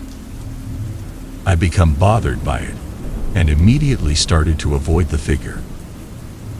Simply just stopped looking at it, hoping it would go away, as most things from my imagination seem to do once I give them no mind. My mother pulls over to the side of the highway one last time before we finally reach our destination. It's about 11 p.m., and she says to get ready for bed. We are about 7 hours away from this new town. I'm gonna be calling home for however long my mother decides to stay. The sounds of the highway put me right to sleep as I anxiously think about my new school, new friends, and house. Then suddenly I'm woken up by a knock on the camper door. I look over to the time on the dashboard of the camper. Squint to try and make out the numbers reading 3:15 a.m. I hear a knock once more, this time making me jump back. Tried to be logical about the situation. I said to myself, maybe it's just the cops. They're probably wondering why there's camper parked on the side of the highway. It's happened a few times before, and we've been told to pull into a camping site for the night. So I was getting ready to wake my mother up and let her know the cops were outside.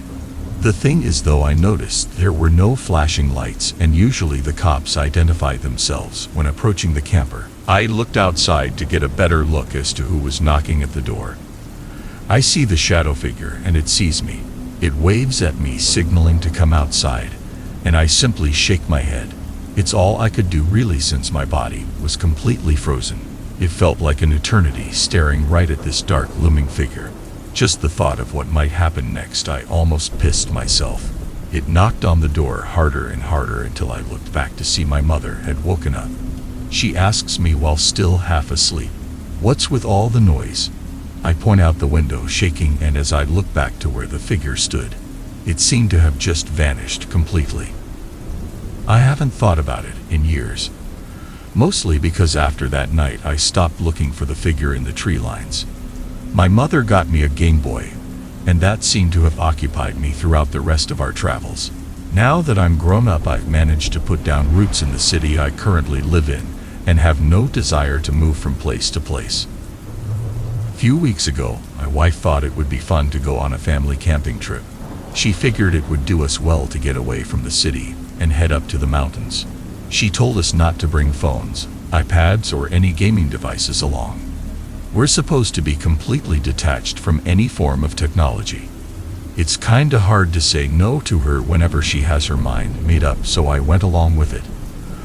Although I managed to sneak my phone past her. The reason I'm writing this is because my son, the thing is, he's so used to having his iPad, and this trip has got him a bit bored, seeing as he doesn't have it with him. He's been staring out the car window for the last few hours. I keep looking back at him every few minutes through the rear view and notice his expressions. It seems as if he's watching a show or something. Asked him, "Yo, Leon, what's got your attention, little man?" He looks to me through the rear view and says, "This ninja guy in the trees is doing all sorts of crazy stuff. It's just a game I made up."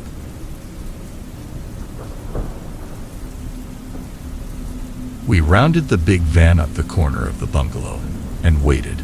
The boy was playing by himself on the grass outside. We had studied the bungalow for weeks. It was far from Mumbai city, but near enough to the old highway, the one few travelers used anymore. Mahesh was much older than me. He had been doing this for years. I had joined him just a couple of months back. It was late afternoon on a weekday, not many people around. The time had come. My heart started racing. Mahesh didn't flinch a finger or a wrong move. We revved up to the grass. Mahesh opened the driver's door and with a clean sweep picked up the boy and gave him to me. With hands shaking, I blindfolded the boy and tied his hands, ran up and started banging at Mahesh's door to move. "Yup," Mahesh said in clenched teeth, and calmly started driving. My heart was pounding like a metal drum. It wasn't as if I could stop it. The boy didn't make a sound. Something in the grass fluttered and caught my eye, but we had driven away by the time I could point it out. It was dark when we hit the highway. We stopped by a diesel outlet, Mahesh signaling me to keep an eye on the boy while he went to the payphone. He called the phone of the boy's house. No one picked up, so he left a voice message with the ransom demand and the cell number they should call back. The dad was rich, busy, figured it would take a while for the call to come. The boy said nothing. It was pitch black now, except for a few highway lights, houses out in the distance. The lights started going off too. I hugged myself in the cold. There were no vehicles. The boy didn't make a sound. If he'd moved a muscle, you could have heard it, but you couldn't. The highway drifted off and went to sleep. 800 kilometers of nowhere. I was asleep when my head struck the window with a hard halt. Mahesh sat at the wheel, looking behind and staring at the kid. He looked at me, and then opened the door and got out. I did too. "What's going on, boss?" Mahesh walked around in the silent air. He stared in the darkness. "Something's wrong with the boy." "What is wrong with the boy?" He glared at me and spoke with hushed, clenched teeth, afraid that any loud sound would wake up the darkness. "You do understand that when a small child is kidnapped, he screams and roars and cries. Usually there is urine. I know that you haven't done this a lot, but you do understand that, don't you?" I didn't even realize. He is not moving. He is not doing anything. Hell, I don't think he is breathing. Mahesh walked to and fro, nervously. In all my months and about 4 kidnappings, I had never seen him lose his calm. The boy sat there, a white lifeless stone shining in black. Is he dead? No. A milestone stared at us, marked 680 kilometers.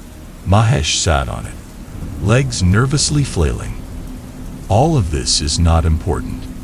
More important than anything else is this. It's been more than 12 hours. Right, it's been quite a long time, boss. Mahesh looked at his phone. No one has called us back. Nobody waits that long.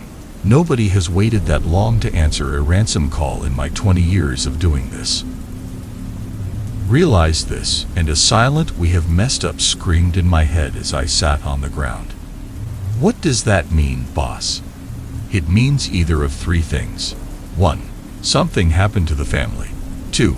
The family received the call, and they have been silently planning something. And 3. In the narrow headlights of the car, Mahesh picked up a stone. He aimed and threw it at the glass window of the boy's rear seat. The sound destroyed the darkness. Almost feared looking beyond the headlights to see how the blackness would react. The boy didn't move or flinch. Mahesh stood up, and then I saw his face, pale white dead drop, staring at the car. Throw the boy. What? I will sit at the wheel. Pull the boy out and close the door, immediately. I don't. Look at him. Both of us stared. There was nothing to stare at. The boy did nothing. It was like kidnapping a sculpture. "Okay, boss." I rubbed my hands, opened the door, and pulled the boy, expecting no reaction. To our shock, the boy walked out and stood, silently, with blindfolds and hands tied. I ran inside and closed the door. Mahesh drove like wildfire. In the rearview mirror, we saw the boy getting smaller, still standing. Mahesh drove like crazy. Just stared at the road ahead, trembling, at least at whatever the headlights could show. For the first time, there was a fear in Mahesh's voice that I had not known in the months I had known him. Something is not right with all of this, any of this. I didn't, Mahesh muttered. I didn't plan this. He stopped with a screech that made me bang against the window, a second time. Heart pounding, I sat up and looked at Mahesh, but I didn't want to look at what made him stop. I didn't want to. I turned my neck slowly anyway. The headlights poured on the road in the pitch black, and where it fell, sat a small girl. She wore a frilly, blue polka-dotted dress, white shoes. Her hair went out in 2 braids. Mahesh stared at her. Watched him turn white again. He froze, sat like that for a minute that seemed like heartbeats ticking away for an hour, hands clutching the wheel as if something would overpower the car, just darken everything, and dissolve us in pitch black, and I wanted it to be over. I wanted the darkness to just dissolve everything. I didn't want to be here. The girl didn't move. Mahesh didn't move. Other than whimpering and getting smaller on the seat, I didn't know what to do. Mahesh slowly spoke in a silence in which you could have heard hearts beat, if there were any. I know her. Wanted to sleep. I wanted to black out. The girl sat on the highway like she had sat there for 1,000 years. What do you mean, boss? I took her 2 years back. Mahesh looked at his own hands on the wheel, as if begging them to move, and then they moved. He reversed the car, slowly, watched the girl sitting there but getting smaller away from them, watched the yellow headlight stream touch the gravel as he just drove backwards, silently, slowly. We stopped. Mahesh started crying. His hands trembled as they reached the switch and turned the lights off. But God, I didn't want the lights to go off. The light was the only thing left. No, please. I fumbled for the light. No, please, please don't turn it off. Mahesh wept silently. I took her and they didn't have the money to get her back, so I sold her. Where I don't know. He whispered to himself. Boss, please turn on the light. I begged. No. Boss, is she real? In the pitch black, and in between his crying, Mahesh screamed out with forced, clenched teeth. You saw her too, right, you idiot? All I could hear was my fear mixing in the black air, drop by drop. Mahesh started driving forwards again in the pitch black. Boss, what the hell are you doing? Why aren't you going back, boss? Why are you going back to her again, boss? S-U-T. U-P. I hate this. I hate this. I hate this. I hate you in S-H-U-T. U-P. No, F-U, I said with silent rage. Mahesh stared at me, too afraid of turning on the lights. Something could knock on the windows any instant, and that thought, mixed with my anger, made me want to crawl away, but I couldn't. Mahesh drove forward, slowly, a meter every minute, trying to reach the same spot, somehow, maybe try to cross it. He knew the kid would still be sitting there. I knew this without turning on the lights. We both knew, and we both didn't want to know that if it wasn't her sitting here, what else could be? He brought the car to a crunching halt. The wheels slowly brought themselves to a stop on the gravel. He forced his fingers towards the light switch. The lights turned on. She sat there. She hadn't even moved. Mahesh screamed silently in the darkness, a hoarse, sad yell. His feet shook and he did a full reverse. Who are the others, boss? Who are the others, boss? I begged him as my mind tried to shut down. Mahesh reversed, the gravel breaking away from the tires, loud in the darkness. I stared at the windscreen as the car went backwards, headlights turning on little kids sitting blindfolded on the highway, in red, blue, yellow, green, just sitting there, not moving. Mahesh kept driving backwards. Who are the others, boss? S-U-T. U-P. F-Y-O-U. I-D-U-N-T-T-O-G-E-T-L-U-T. S-U-T-U-P. F-Y-O-U.